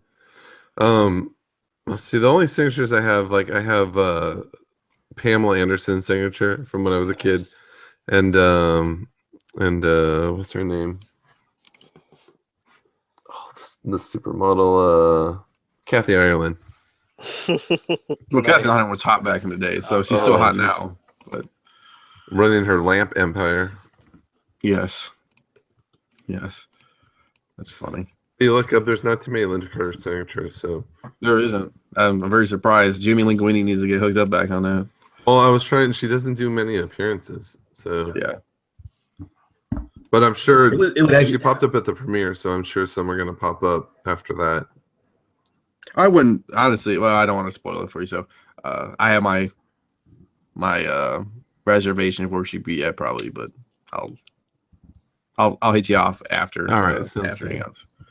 So It'd be kind of cool. I don't know how impossible it would be, but it'd be kind of cool with some of the books that have like presidents on them, like the Spider-Man with Obama on the cover, having like Yeah, an Obama sign. don't- That'd be kind of cool. I was always waiting for one of those, but I don't know if they ever happen. well, he's not doing much now, so I'm sure he has a lot of free Yeah, time. well, he'll probably need some money eventually. I guess you He'll could hit get. that con scene. I guess you could get Trump to sign Jimmy's Guar. Oh my God. Could you imagine taking that Oh to my god, him? That would be kind of funny. it would be. Honestly, knowing Jimmy's ass, I bet he mailed an envelope to 1600 West Pennsylvania Avenue Street to fucking wouldn't right to the he? White House. Why wouldn't you just try it and see what they say? But his it'd be like some signature. It wouldn't be his own signature. It'd be like some secretary signing it or something. Whatever. As long as whatever he's- gets you that yellow label, But that's funny. and especially the yellow label would look fantastic with it. Yeah, with the gold foil. Yeah. I definitely bought one of those. I need to get on that because it is pretty fantastic. Let's talk about Mr. Ben S. We got his section of the top 10. He did last week top 10. And then next week or this coming week he'll do a new top 10, I believe. Let me go back to it because I forgot already. Things. So many good books on there. Hey, I will say there was some. I don't know if you guys read any, or I looked at the comments a couple days ago or whatever, and there was some comments on there that some people were either not happy with the top 10 that or last week, and I feel free to comment whatever you want. I could care less. If you want to slam my list, I don't care. That's fine. I mean, there were some people on there that were saying, some whatever. Some people stuck up for me, and I appreciate that. But What were you they don't need saying? to I do told. that. I mean, I guess I could go back and look at it, but Yeah, I mean, like this one says this is by far one of the saddest top 10s I've seen in a long time. None of these books have legs. Avoiding all these books like the plague. Total letdown this week. Yeah. This list is whack. Yeah. Who said that? Turbo or Ozone? What's weird is I was a little confused. It said I look forward to this every 2 weeks. Total letdown. Maybe just make a top 10 hot books now. I don't know what that means because that's pretty much what the list is. I love how people just don't get it, like what it is. Well, I mean, this is what always surprises me with this industry is that it's speculation, it's guessing, like grading itself. All of it is just pure based on the individual. Yeah. We're all making guesses, and Ben's up there just saying like, "Hey, this is what I observed this week." It's Yeah. kind of like. When I do my article, and the problem is people don't realize how much time you put into these articles, and we're not getting paid a cent, and so it's like, come on. I mean, wait till next week, and they'll, maybe it'll be better. But if you have suggestions, hey, why don't you put them in the comments instead of like, oh, I thought this book would have been better, Well, it's funny. It's like the guy who said that the list was whack says nobody's hitting on Ben. He's obviously awesome. People are just stating the list is whack this week. Got to stop being so sensitive. We all understand the work he puts in, but this is a comic blog. We're going to give our opinions. Like people like, hey, put your top 10 in the comments. Yeah, Like, yeah, oh, man. here's what I See, think. that's the biggest problem. People that complain never put up anything from themselves. Right. Yeah. Well, what do you think was the top 10? Exactly. Put some work into it. Yeah, Well- maybe one week we do the readers top 10. Like one of the people, just start putting your top 10s out there. Like instead of posting comments how awful it is, put your top 10 in the comments every week, and we can compare, and maybe somebody be gracious enough to give you a top 10. It's one week. thing to hate, but it's like, yeah, you can say, yeah, I totally disagree. Here's what I think it is. Don't Okay. present a problem without a freaking solution. There you Correct. go. Or if you're going to say the list is whack, give more explanation on why it's whack, not just because you can just say the list is whack. Like say the list is whack. It doesn't Yeah. validate their opinion. Yeah, say the list is whack because blah blah blah blah blah blah blah. I feel insecure and I don't own these books. Hey, safe space, man. Gotta have some safe space. And You know, and there honestly there probably should be some kind of a I don't know if it's a disclaimer or something like that, but I mean there's not like a rule list or anything. So I think some people just they think that I'm saying that going forward these books are going to be good, and I care. I mean, They're not books to invest in. no, it's that's what's If you that's have just these, sales sell from the them. last couple of weeks. Right. Yeah, that's the last couple of weeks of sales. That has nothing to do with, I mean, tomorrow it could be garbage. I mean, I'm not saying go buy these books. I'm saying that for the last couple of weeks, those have been selling well. right. You know, like I mean, that's why I kind of included like in the top, you know, the day after Wednesday where I have like last week's books and be like, well, you know how like the week before this new #1 was like selling for like $15. Well, now it's covered. You know, it's like it just. Which, by the way, I'm glad you're back doing that. No, it's good. It's good. I mean, it kind of helps me. It like why I started was it was just help me because I didn't like being a Wednesday warrior, but a Thursday I don't know, Thursday Trojan. I don't know what rhymes with what matches Thursday. Thor's Day, you mean? Thursday. But it was easier because when I got back into the specking game, I was making the mistake that a lot of us were, where I was buying every new #1 because every other new #1's hot. Until you learn, like, okay, I'm sitting on all this Drek and I only had one out of the 100 that hit $20, you know? So it just made more sense to look and see what the market was doing and then go track them down the day after, you know? But Matt, that's a solid strategy because you just lose a little bit, but you make it up in volume. Yeah, So you miss out on a book like I missed out on God Country. Yeah. But I made it up in other areas, you know. Don't be afraid to miss out. Yeah, Like, we just hit up with some guy. Speaking of God Country, we submitted some God Country books. Oh, you did? Yeah. How's that Yeah. book doing? I haven't paid attention to it, and Yeah, since I don't have any, I haven't tracked it. What's it in Mel's second tier of The Deep hater Tom? wave? The Is it the Deep hater Tom? wave? It's probably in the hater wave now because people are talking about it. Yeah. I mean, That's done. I mean, that's on the last issue. No, right? they're doing more. Yeah, see, like you can buy a 9.8 for $89 right now. Yeah, I mean it was up to like maybe like 150, 175 at one point. And like raw is $34. So yeah, people just buy the graded book. Jeez. You It's a have good your story. I don't know if anybody else has read it. I liked it. I didn't read. You know what's funny? I gave you mine, Scott. I never read it. I just gave it to you and was like, "Here, grade it." And like Redneck, I liked Redneck was fine, but I was like, I didn't know what it was until, I mean, I should have paid attention to the cover, but I was like, oh, this is vampires. I'm like, this is a vampire story. That kind of, and I'm like, I'm kind of tired of vampires. Yeah, vampires are so what, 2006? And like, you can't do zombies. You can't do like, there's already enough space operas now between Seven to Eternity and Saga and Monstrous. And I mean, there's just so much Black Science. Just too much. I'm just pissed off. Lost Boys didn't take off like it should have. Lost Boys. They did like the 6-issue mini as like, what was it? The direct sequel to the movie Lost Boys. Oh yeah, was that through Boom or Dynamite? Who was it? I forget who it was. Of course, I was all on it because Lost Boys is one of my Dynamite. favorite movies, but I have to look it up. Yeah, I'm looking it up too. Jack Daniels is hitting me now. Oh man, Yeah, you drinking? You drinking regular Jack Vertigo. Daniels? Gentleman Jack. It was actually it was DC Vertigo. All right. I will One of say the covers had the Saxman variant. Saxman variant. I will say I've been trying to put, some Golden Age, because, me and Dino are trying to, and Tony, apparently that's all he's buying anymore. But Yeah, Tony's going ham. Yeah. But I've been trying to include some there, and I did include that Flash one, Flash Comics 1, that .5 sold for $8,600, and like Yeah, you know, half the I cover was was gone. I know. Now you put it on CBSI. Now I won't be able to buy one. So let me ask you, because I'm not into Golden.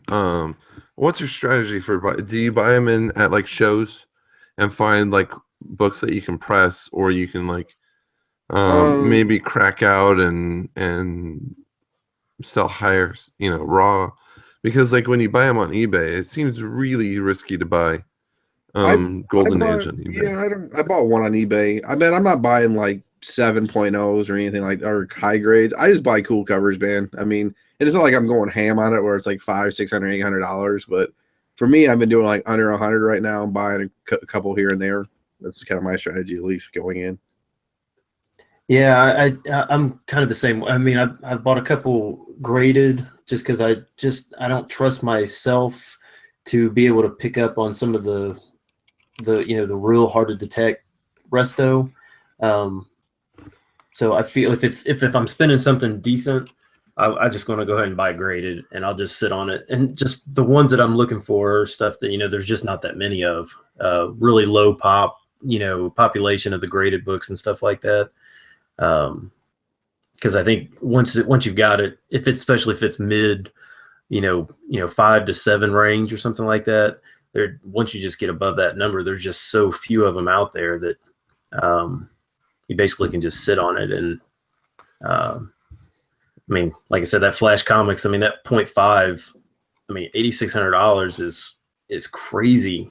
And like when you look back, just like at some of those ones where they do have low, I mean, just 3 or 4 years ago, I mean, they tripled in price on a lot of these keys and classic covers and stuff like that. Well, because like when I went to this last convention, I was like, okay, I'm gonna maybe look at some of the Golden books. But you go to conventions, and I mean, those books are way overpriced to the point where you're not going to even be able to haggle it down to like a decent, right? Because it's you just get them down half off of what they want. You're still in the you're still in the red. So it's like I'm like, where do you start? Because like at my local comic shop, I've never seen any Golden books there, and at any shop that I shop around here. So it's like it's kind of a hard place to jump in unless you gamble with eBay. There's a couple online places I can show you if you get interested in it. But yeah, Dino's got a spot. Yeah, that has it. That's cool. Yeah, usually I troll around eBay. But like I said, I'm not getting crazy big. I mean, if I was getting raw books for like 1,000, I'd definitely be looking and asking a ton more questions and stuff like that. Obviously, and more pictures and stuff like that. Yeah, I just think if it depends on what if you're looking to buy them to invest, for a longer term hold to be able to sell them. Even if you're paying market today, if you're just willing to sit on a lot of these, I just think 2 years down the road, I just don't see there. I mean, if you're just willing to go ahead and say, you know what, I'm gonna put $400 down on this book, knowing that in 2 years I'll be able to get $650, $700 out of it, then I'm cool with that. You can pay full market on most of these and be okay. I think that's the problem with like especially someone like myself who's a pretty cheap collector. And I can't put down. I don't want to put down $300-$400 on a book that I'm going to sit on for, 10, 15, 20 years. Correct. Like it's easier. Like I would rather buy a $5 or $20 variant and sit on that for 5 years rather than, a $500 book. Because maybe my book might only go up to $100, but I don't know what that Golden's going to do. Well, and then the other thing too is unless you buy like a big name person like Superman, Batman, whatever. Sure. Not too many people know about Doc Savage or right, some stuff that no one's heard of. I mean, like crime comics or prize comic. You know what I'm saying? It's just tough when you start getting into. Yeah, I mean the way you learn is by doing it. So it's like if I stumbled into like a collection to get for cheap, then you could play around in that space a little more. But until that happens, I think moderns are how I will continue. I'm pretty much just like you, Matt. I mean, that's all I do is, I dig bins hard, and looking for those $2 books that I know are worth 50 or something like that. Oh, yeah. But that's really what I basically just took that exact money that that I did move those books for, and just said, you know what, okay, I'm gonna sell these 10 books or whatever, make my $400, and I'm gonna take that and buy one specific book, and just that way I'm not really, even though I'm spending $400 on it, which I would never do, Right. but I'm just taking the profits off those smaller books that I buy just like you do, to get those. Yeah, I have a stack of dollar books right next to me that I just got over the past 2 days. Like I picked up a bunch of bowling run of Wonder Woman. Yep, I did the same thing. I tried to look for Bowl and Running for Wonder Woman at my place. Didn't have any. Those covers are so good. Like you look Wonder Woman 63. Mm-hmm. It was the first Bolin Wonder Woman. I mean, it's such a good cover. And then there's like Wonder Woman 67, which is a bondage cover. Yeah, I'm surprised that some of those can see, seeing how much number 72 has gone up, that I actually like some of those other, like 67. I like it better than 72. Yeah, 67 is a crazy cover. And then it goes right. 68 is still technically a bondage cover, where she's this kind of Star Wars-esque. She's fallen into like this pit. Well, I gave Scott at Indy one of the Wonder Woman bondage covers I bought. What was that, Scotty, for like $10, I think, or something like that? Oh yeah, I have one of those. I think it was The one with the axe 98. guy. Hang on, I think I got it over here. I think it was like 198. Was it?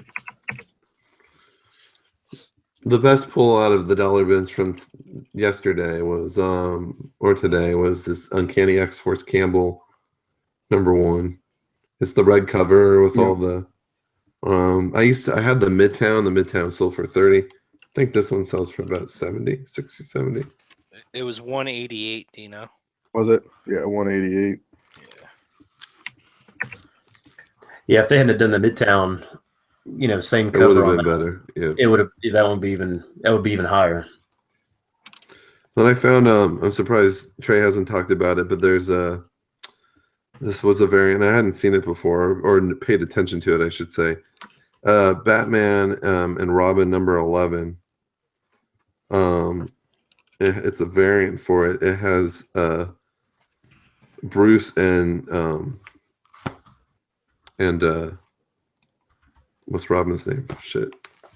Damien? Damien. Damien? Yeah, they're like going at it. I'm totally blanking.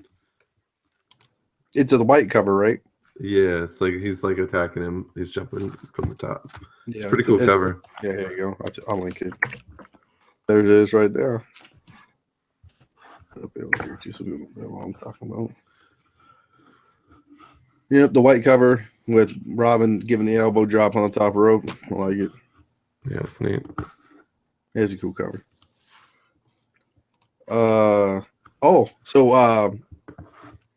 We are bringing back the trade paperback review that I'm sure everybody read in this lovely group.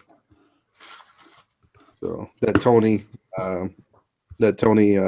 talked to me last week about. So we read Red Sun, which is from, I believe, 2014. And, Is that recent? Yeah, I think so. Yeah, 2014. I thought it was like 2003. Was it? Let me see. I don't know. Maybe not. Why are you trying to call me out on this? No. Hold on one second. Well, the funny thing is the link says 2014. I don't know if that's actually when it. Let me look. 2003. Was it 2003? Okay. I don't know why it says 2014 on the top here, but maybe that's when it was uploaded. That's Paul's fault. That's Paul. Yeah. So that was my first time reading it. I know me and Brian were talking beforehand, talking about this first time we actually read that. Anybody else's first time? That was mine. Nice. I thought it was really great, actually. It would be cool to see that as a movie. I know me and Brian were talking about that. Didn't we say a movie maybe? Yeah, I was surprised there wasn't a DC animated movie at least for it. Yeah. I feel like they Man, didn't I read that they were going to do one, or maybe it was one of the storylines that they were considering? Maybe that's what it was. Well, just on Wikipedia, I don't want to, So Henry Cavill cited Red Son as one of 4 Superman comics that gave him inspiration and insight for portraying Superman in the film Man of Steel. Then, in 2013, James Tucker expressed interest in making an animated movie adaptation of Red Son for DC Universe animated original movies. Such the project is in consideration by Warner Brothers right now. I don't know if that's still true, but Didn't Andrew Cuevas win a sideshow Wonder Woman Red Sun statue from the? Well, I want to say it was because there's the Wonder Woman sideshow premium 4-bat figure, but then there's also I think there's a Red Sun one, and I think Andrew Cuevas. Sorry if I'm killing his last name, but I think he signed up because they always have those free giveaways. I think he won the contest for like the giveaway for the Red Sun Wonder Woman, which is pretty badass as well. That wouldn't surprise me. He wins everything. No, he's a good guy. Is that in the toy group? Maybe was that in the toy group or just in general? I forget if it was on the main page or in Hangouts or something like. I missed that, so I don't. Interesting. But, yeah, I enjoyed it. I mean, like I said, it was the first time I read it. I mean, there's a couple things that stuck out to me, like was it Stalin's son, right? Who created basically the Red Sun version of Batman? Did I get that right? Yes. When he the one that killed parents. The part that pissed me off, unless I misread the story right, Batman could have gotten so much more revenge on him than he did at the time, and basically let Superman just reprogram him, right? Yes. So I wish Batman would have gotten more revenge on him, especially for someone killing your parents. Yeah, and I mean, basically, he killed himself, right? Right, and blew himself up. Yeah, that's what I was saying. Did I read that right? He just like blew himself up. Suicide. But I do find it funny that, and maybe it's just me, but that I don't know if Superman just, I mean, like he almost needs either, where Wonder Woman came in or Batman came in or Green Lantern came in. It's like he almost always seems to need another superhero to make his story interesting. Yeah, I mean, Superman would be boring, I think, if it didn't have that, because he's Superman. I mean, the guy's everything. It's like He's overpowered. Yeah, for sure. Just like Injustice, he's always overpowered. We'll talk about that later, though. Batman seems to always beat him, though. I don't know. I think maybe because I would say, would you think of Superman's smugness? I guess compared to Batman, I guess that's why he always beats him. Well, Batman just he knows how to attack certain people. Yeah. He goes after your weakness. Like he learns as much as he can about his opponents, and then fights. I will say that I did love the art with Batman wearing the Russian winter hat or whatever that thing is. Well, of course, it came before the movie, but it instantly reminded me of the. We lost him. I think we lost Wood. Yep. Oh, he was just cussing. We had to bleep him out. Yeah. I put him on mute forever. He's got a potty mouth, that one.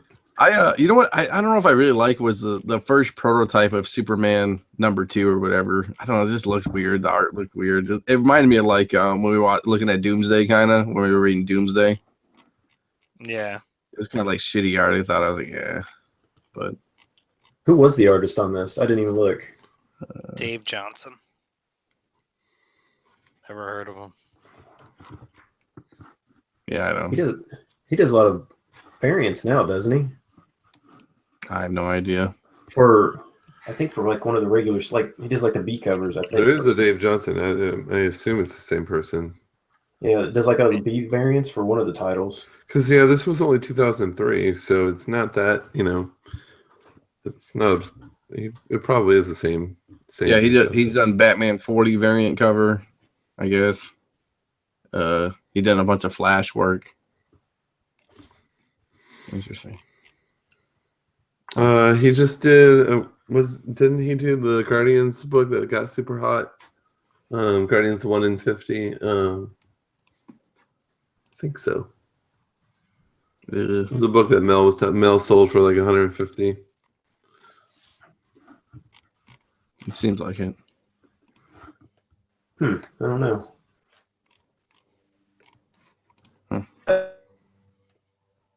About halfway through, I got a little confused as to what was going on. It like all of a sudden, like Doomsday was on the bottom page, and I'm like, "What? Where did he come from? Like, where did he come from?" But then, I mean, I think it finished. I think the finish was probably the best part of it. Yeah. Yeah. I guess Lex Luthor was a little annoying for me. Complaining the whole time about chess.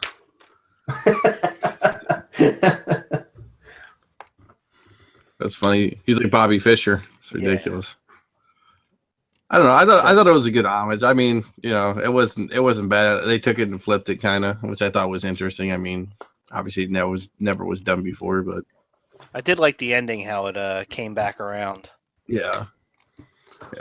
Is anyone playing Injustice 2? I haven't, but I heard a couple guys at work got it and said it was awesome. His Red Sun outfit is a costume variant in it. Oh, that's cool. Yeah, and the Red Sun. I don't know if they have Red Sun Batman as well, but I guess they do. It looks like they have the Red Sun Batman costume and Flashpoint Wonder Woman. Oh, that's pretty cool. They had I know the regular first Injustice Superman was way overpowered and they had to nerf him down a bunch of times, but I don't know how the new gameplay is. I don't know who's overpowered right now and who's not. I have to look. Well, if you did you guys watch all the cutscenes? No, I didn't have. It was like 2 hours, right? It's like it was 2.5 hours. Maybe even a little more. I watched it over a couple of days, but it's really good. And how they kind of depower him, like Batman has him locked up under basically a red sun to depower him. So I think that's what they kind of do into the game, where you're fighting a depowered Superman. So it's a little more fair. They're saying right now Brainiac's overpowered in Injustice 2 right now, which I wouldn't doubt. Well, it should be, right? He's a level 12 intelligence. I mean, come on. Well, I mean, it's funny because I go through these forums and stuff. My cousin's bigger into this than I am, and he trolls these people on the forums because that's the kind of guy he is. But everybody complains about everything. It's like, dude, why can't they just make all the characters the same and not overpower one? It's like, it's not how it works, man. There's got to be a way to beat him. Yeah. So I'm just a button masher playing it, but the one I have the most luck with is Harley Quinn. You like mashing her buttons? Yeah. I suck at those games, but they're fun to play. I picked it up and played some Friday night. Now, of course, I let my kids play it today, and they're having fun with it. But there was an article saying that Captain Cold, saying there's one combo that almost takes out an entire life bar. But they're saying the more experienced gamers won't use him because he's still not good enough. But it said he's regarded as a fairly low-tier character in Injustice, so you probably won't have to worry about the vets trying to pull this off on you. Oh, and I mean, the problem is when you got pro players like Tom Brady or I think the other kid's name Zero Ronin, Zero Gravity, whatever. I mean, those guys, if they played you against Captain Cold, they'd probably whoop your ass still, even though he's a low-tier player. But right. I mean, as if you were just a button masher and had no real good strategy, I guess. But no, and then I saw me and Brian were kind of talking about this before. They have a lot of pros are playing with PlayStation 2 controllers now, or 3s. Not PlayStation 4 controllers because the triggers are awful on PlayStation 4. The trigger buttons are just not as well made, I guess. Are they backwards compatible, or do they have to do some kind of hack? I think they just plug them in. They probably had to hack them, to be honest with you. I'll have to check into that, but I heard a lot of good things about Injustice 2. I like playing in the first Injustice. I didn't have me and Brian were talking about having the big fight stick and stuff. I didn't go that crazy with it, but it's enjoyable. So Fight sticks are expensive. yes. Brian, would you pay? Didn't you got a flight stick, right? Or a fight stick? So yeah, I when the first Injustice game came out, like I was telling Dino before the podcast, I ordered 2 collector's editions of the first game because one came with like a statue type, then another one came with like Injustice fight stick, and I think it was like $120 for the one that came with the game. With the game, and it came with that, of course, that Injustice issue #1, the Sony PlayStation variant for it. Yeah, I bet you could sell that fight stick right now for like $200. Let's Right. see. But it's not, as far as I know, it's not compatible with the PS4. So Oh, what They had system that- do you have it on? I have Injustice 2 on PS4. I have the first Injustice on PS3. Yeah, PS3 was. They had to do some hacks to get it working on PS3 too. In the beginning, until they came out with an update, I believe. Yeah, Dino and I were talking, man. Those fight sticks, there's some crazy money involved in those things. Oh, yeah. I mean, you can make your own fight stick, and it's crazy, dude. I mean, you get LED buttons. I mean, you could go all out. Like, I mean, maybe know how much it would cost. PS4. Let's see what PS4 fight sticks are going for. This ought to be fucking funny. Best of arcade sticks. That's fight sticks. Okay. See what this one goes for. Oh, this one's only $35, but it looks kind of shitty. It's probably Bobo. The nunchuck. Yeah. $80. Let's see. Budget arcades. I don't want budget. I want the real deal ones. So I'm confused. So these fight sticks are more like an old school joystick? Yeah, it's Yeah, like the old Street Fighter video game. I mean, it's got like all the buttons and a joystick. It's got like an 8-button setup on the front. Yeah. So does that like sit in your lap, or I mean, how does it not move around? Some of them have kind of lips on it where you could kind of set them on your lap, kind of like a table. You kind of Okay. other ones, yeah, you could just set it sets down pretty nice and flat, so you can set it on. You know, people have gone as far as to like build an old school box in like a stand-up arcade set around it. There's a PlayStation 4 one I'd link from GameStop if you want to check it out. Kind of. I can throw it in YouTube too. Are these official from PlayStation, or are they like secondary? I think that's a secondary one, I believe.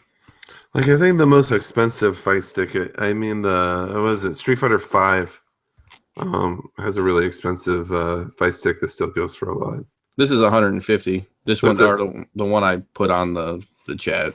Yeah. There was like a Chun-Li exclusive one that sells for like $350. Yeah, Oh, I Mad bet. Catz has one that's on for like $400 on eBay. I mean, just you need 2, so you could drop $1,000 Mhm. for one game. Yeah. But some of these people, I mean, this is what they love doing. Oh, I know a bunch of guys who love doing that too. It's you know, they that's all they do. Like all these pros, like Tom Brady, like not Tom Brady, the football player. He calls himself Tom Brady. He's like into Mortal Kombat, like, and this is based off Mortal Kombat's engine.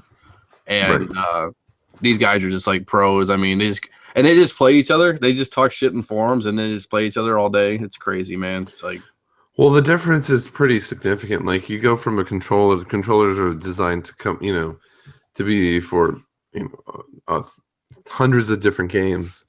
So you get this joystick and you can just maneuver around quicker, and it's so hard to pull off some of the more detailed moves, like because you have to kind of go like do a backwards Hadouken and then zip it forward and then back. It gets almost impossible sometimes on those little handheld remotes. well, and it comes down to the TV too. Like a lot of people don't understand. Like when you play a regular TV, like the pixel differential. Like if you're playing against somebody online who has like a monitor and not an actual TV, they're gonna beat you.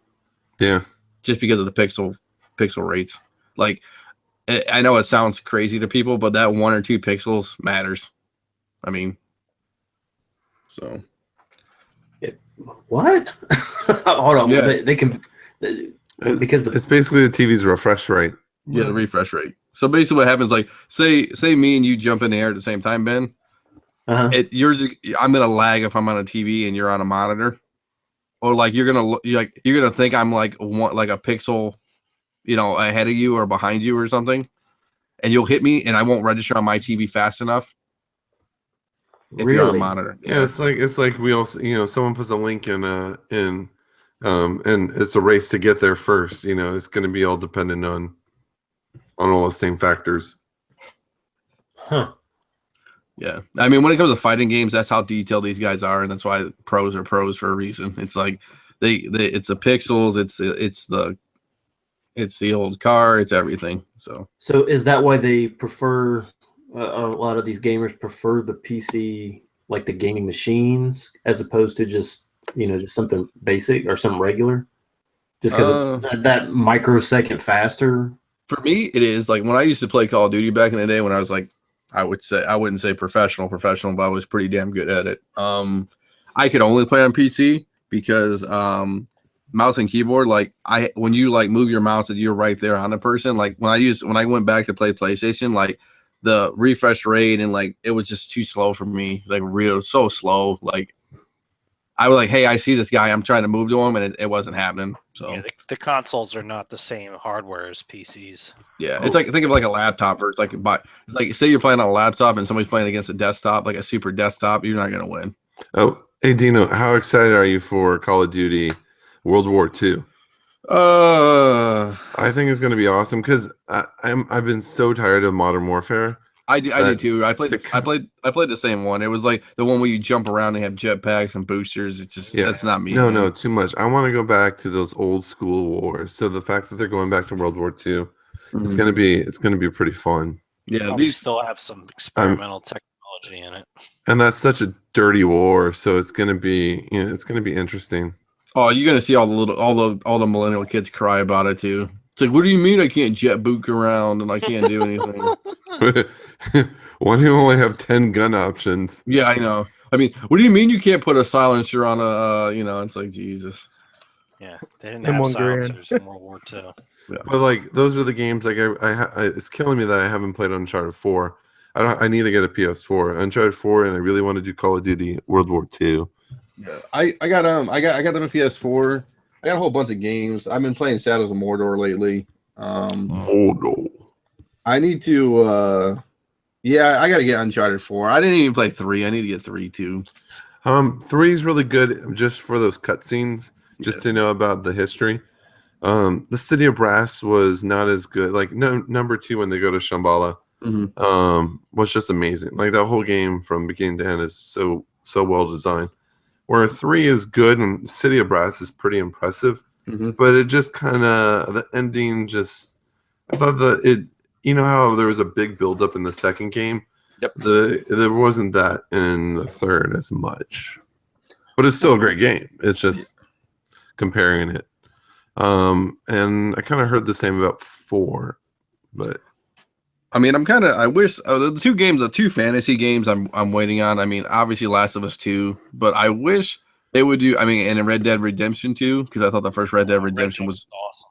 Yeah. My buddy's working on Last of Us 2 right now. Yep. And then I'm waiting on, I wish they would do I don't know if I really want this to do Assassin's Creed. I wish they do Assassin's Creed Japan, like samurai style. I think would be pretty interesting, or like Grand Theft Auto, like samurai, like Red Dead Redemption samurai style.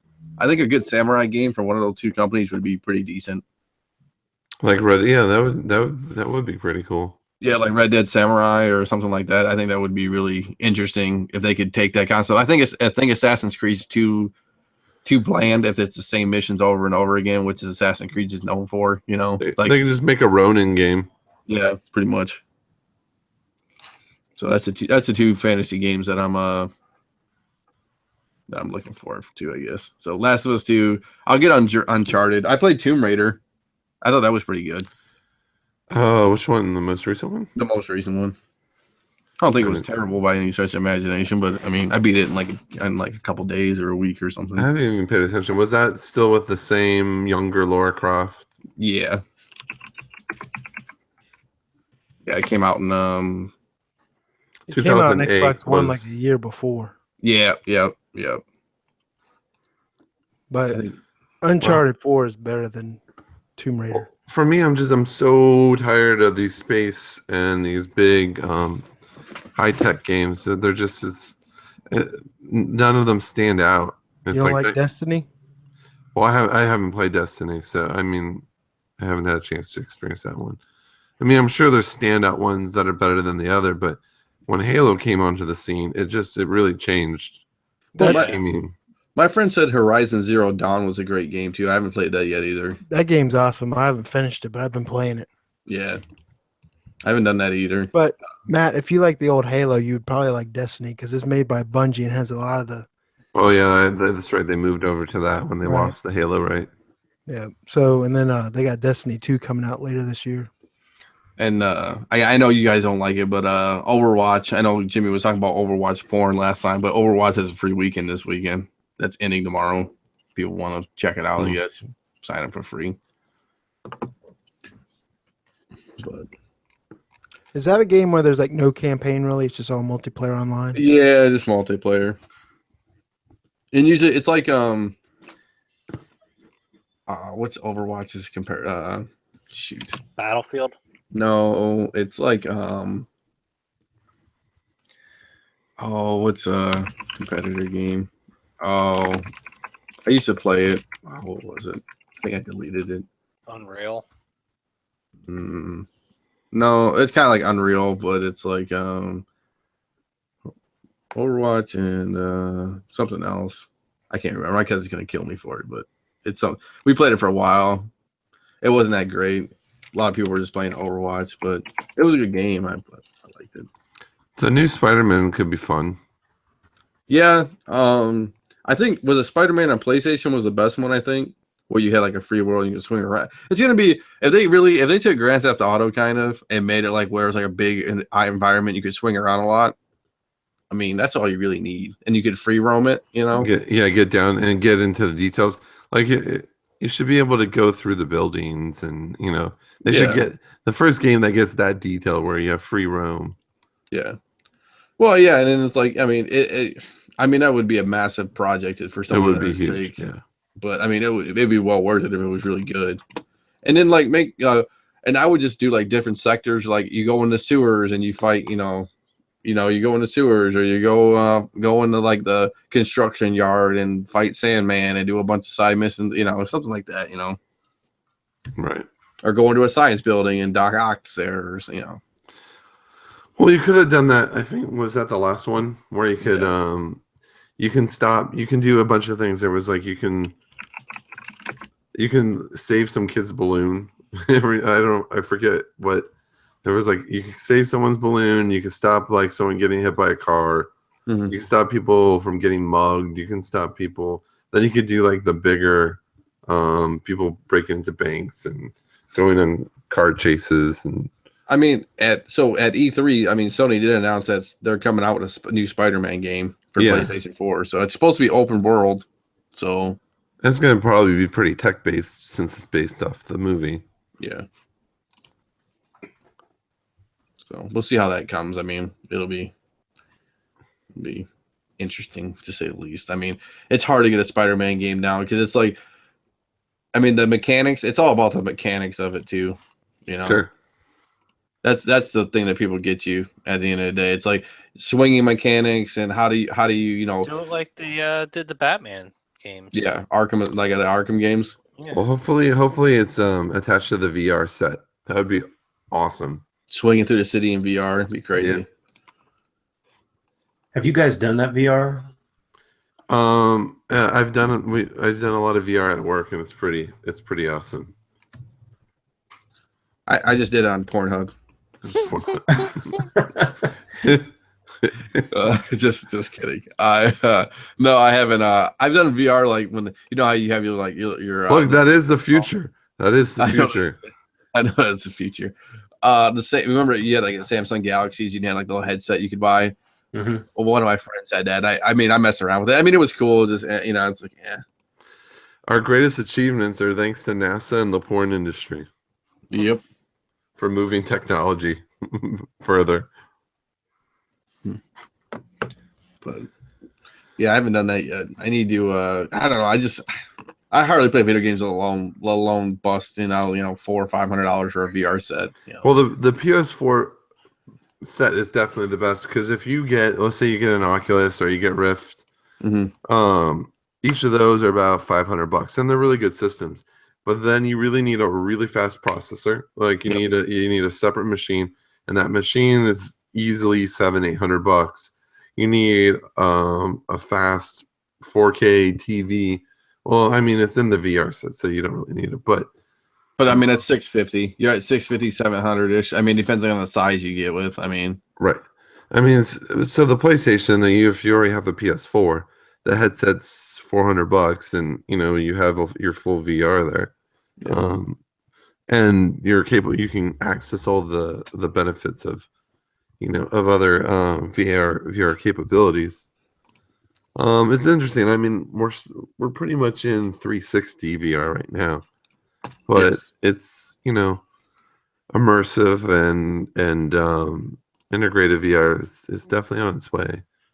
I know a lot of all these companies. There's about 3 treadmills on the market, and they're kind of interesting when you see them. Treadmills are so that you can move around, walk, Right. run around, duck, jump. Could you imagine if they had a treadmill Zelda game? We had to walk around like Zelda. You know how many skinny people there would be in the world? Everyone wants to go straight into first-person shooters. So, like, the thing that people mention most about VR when you say the words VR is porn and first-person shooters. Mhm. It's true. I mean, it's because it's what people want to do. Yeah. I mean, They can you want to kill imagine? people and Yes. fuck broads. I mean, in all seriousness, imagine this VR world that's 360 movable. I mean, you can do and go wherever you want in a 360 space, in a full space. I mean, people wouldn't leave their homes. And the people would be like kids growing up. I mean, they would be massively screwed. It would be Yeah. like Idiocracy, dude. It'd be like, Oh yeah, it'd be like They shut would the never- door, baiting. No, like you're not as good as my virtual stripper that I have. Wasn't there a movie like had like where that's where the people were getting all old? Gosh, who was in that? And somebody pulled their VR off or something like that, and everybody else was like getting all old. Like Wasn't that the Bruce Willis movie where? yes, Bruce Willis. Oh, what was that movie where he snaps out of it? And his wife was that Rosamund Pike. I think that's who it was. Surrogates? Right, Or is it surrogates? No. Surrogates. Yeah. Yeah, Surrogates. that was a pretty crazy movie. But in all honesty, I mean, couldn't you imagine if you had this world where you could essentially do whatever you want? It would be, I don't know if I gotta find the documentary name, but there's a documentary specifically on World of Warcraft, and the pros and cons of it, but it focuses obviously very heavy on the cons because it destroys like some of the people who get into it. I mean, they've literally given their life, like they've devoted their lives to it. They work only to support, to get food, internet. And you look at their spaces, like their place that they rent, they have like a cot, something to lay down on, and then a souped up computer in one corner. And then there's no furniture else. I'll have to see if I can find that documentary, but it's absolutely worth watching. It's kind of a hint of things to come. If there was a full VR, if you could get that full VR experience, I don't think it would be necessarily a good thing. It'll be like Wally. Yeah. Well, I mean, if you have a treadmill, I mean, you would have to, because they have fully walkable VR, but the problem is you have to set up the space and have physical objects to represent the VR objects. So if you had, like, let's say in your space, you're walking up to a wall, there's got to be a wall there still, in that space. If there's a chair, there's got to be a chair in that physical space for you to interact with.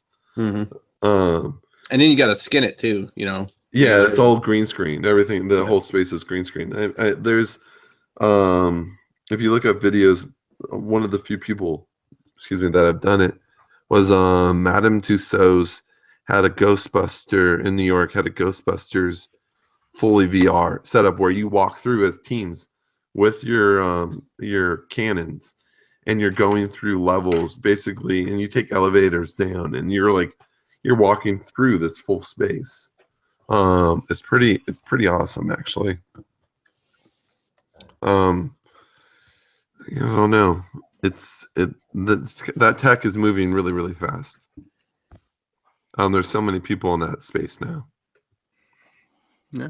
And everyone's trying to problem solve because everyone wants, this this full interactive 360 first person shooters. And I mean, I get it because you're in that space, you could be the hero, and it's hard to come out of your life and go do your job.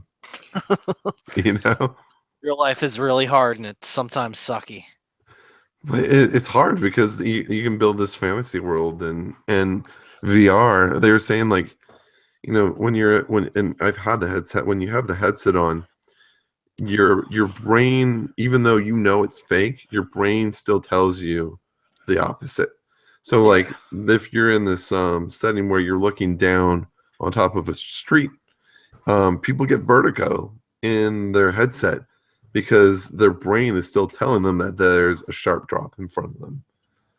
So when you get that deep into virtual reality, into the point where it's fully immersive, it would be really hard to snap out of it. The Matrix has you. I know, it could. I haven't bought the VR set yet. One, because it's $400, but two, because I got burned on everything else before it. Yep. They advertised the Kinect was going to be awesome, and it sucked. No, I will tell you the PlayStation VR set's pretty awesome. And then was the PlayStation? Was it the Move that was? Well, they use the Move controllers for it. That's like the Oculus. Their hand controllers are amazing. So you basically imagine like an old, think of like a sword hilt, like an old sword hilt that protects the back of your hand. They essentially put your hand into like that. So it has sensors all around the inside and all around the outside. So when you open your hand, even individual fingers, it'll pick up each of those trackings. So when you look at your hands and you wiggle your fingers, you see all that movement. Now the Move basically is static because it's only picking up those balls at the end of the remotes. Right. So you're not getting that full interaction like the Oculus, but I'm sure they're working on something similar. Just because playing around those Oculus handsets, I mean, it's pretty nuts. It's pretty cool. Yeah. I mean, it's fun. I think the one thing you could say is it gets exhausting being in there just because you're feeling all of it. And, you're sensory overload, dude. It's totally sensory overload. So I think at this point, a lot of people, it's hard to handle. I mean, it was like 3D TVs, dude. It's like, and it wasn't even just a thought of too much of it, which was a big thing. Like nobody's gonna watch a 3-hour movie in 3D like the whole day, Sure, 20 hours. sure. But nobody's gonna watch The Office in 3D either. It's like your brain just can't take all that. I mean, you can't do it. And so maybe that's the roundabout. I mean, it would be awesome to have it in your home and showcase it. Be like, hey, check out how awesome this is. Mm-hmm. Because I guess for Oculus maybe it's Vibe. You can download the Google Earth VR. Mm-hmm. And it's crazy. Like you drop down into the middle wherever you want to go. You can size yourself up and down like Ant-Man style. So if you wanted to be taller than all the buildings, you can walk around your neighborhood as a giant. That's pretty cool. And everything is perfect. Like there's it looks perfect as if you were above it. Now can you smash the buildings and stuff? I don't think any of it's interactive. I'm sure that because it's just Google Earth. I don't think any of it's interactive in it. You could just simply roam around in this wherever you want in the world, and you're like literally in the middle. It just looks like you're there. So those commercials where it shows the people pulling the things off and they're like, oh man, like either crying or got overwhelmed with emotion, that actually would happen. Oh yeah, I mean, like you see, like people watch videos of like people experience some of these things for the first time, like the Ghostbusters, like IMAX is doing a center here. I mean, it's people can't handle it. People like there's this one video of this guy, he's doing the like this tightrope over New York, and he freezes, like he physically cannot move because he has complete vertigo. And he's like, I know. And he was like, I know it's not real, but my mind wouldn't let me move. Like I could not step out to that rope. And they had to take off the headset. Other people start falling over because they can't get, they just get dizzy or they lose their balance. Or like the dicks who are like the guys are like trying to do the roller coaster ride and they go up and nudge them from behind or something and they actually gonna fall off. I mean, I remember watching a video of some guy who was he's like rock climbing or something like that, and they showed him on a screen and like his hand slipped and he just like fell all over himself. He just fell down. He just couldn't even. Well, it's because like when you fall, people think they're actually really falling, so they kind of just crumble to the ground because. I mean, and that's the problem is like people that get subconscious because they know that everyone's watching them. But you can watch like I'm looking up on YouTube. There's the 10 funniest virtual reality fails and reactions. It's pretty good. So you think 400? I mean, you think that's? I mean, well, you think it's worth it? The only thing I get nervous about is because the PlayStation 4 has been out for how long? 3 years now. Yeah, when's the next one coming? So that's my concern is as long as that VR set can be used for PlayStation 5 or whatever Which it won't be. Let's be honest, it won't be. Because the tech is moving so fast. I'm sure they're already building the next one. But that's my only concern is that as soon as I buy that $400 set, they're going to be like, hey, PlayStation 5 is going to be fully like, a VR machine. Yeah, it'll be integrated with it instead of. Yeah, so that's the only thing I got nervous about. Except for PlayStation 2 was out for what, 10 years, and then PlayStation 3 was out probably another 6-7 years. I mean, it's. And I haven't. It's going down now. The time between them. Yeah, especially getting into the space, the technology. Like if everyone's moving into VR, I'm sure they're ramping some of that up. But maybe they'll just run off the PlayStation 4 and I don't know. That's the only thing. I've kind of heard some rumblings in people in the gaming industry that there was one coming, but I don't know if that's true or not. So that's kind of even why I'm hesitant to buy a PS4. I don't know. It would be a lot of fun just to do some of those those experiences like the Google Earth and stuff. It would be pretty trippy to. That'd be awesome, walking around like a giant. Yeah, you could size yourself up. Oh, it would be so much fun. And then we can do this podcast in VR. We could all be sitting around a round table. Interesting. Yeah, you're making me want to go. You're making me want to go out and buy it. As long as they keep, I don't know. That's the thing. It's just as long as they're not coming out with something around the corner, which is usually November is when all the tech news comes. I know E3 is coming up in 2 weeks now. So actually it'll be interesting to see what comes out of E3. That's when all the big news, and if there's no rumblings, then you got probably a good 2 years. I don't know if this is legit or not, but it's like PS5, PlayStation5.com countdown. They're saying November 15th, 2020 should be PlayStation 5. Yeah. Which maybe, I don't know.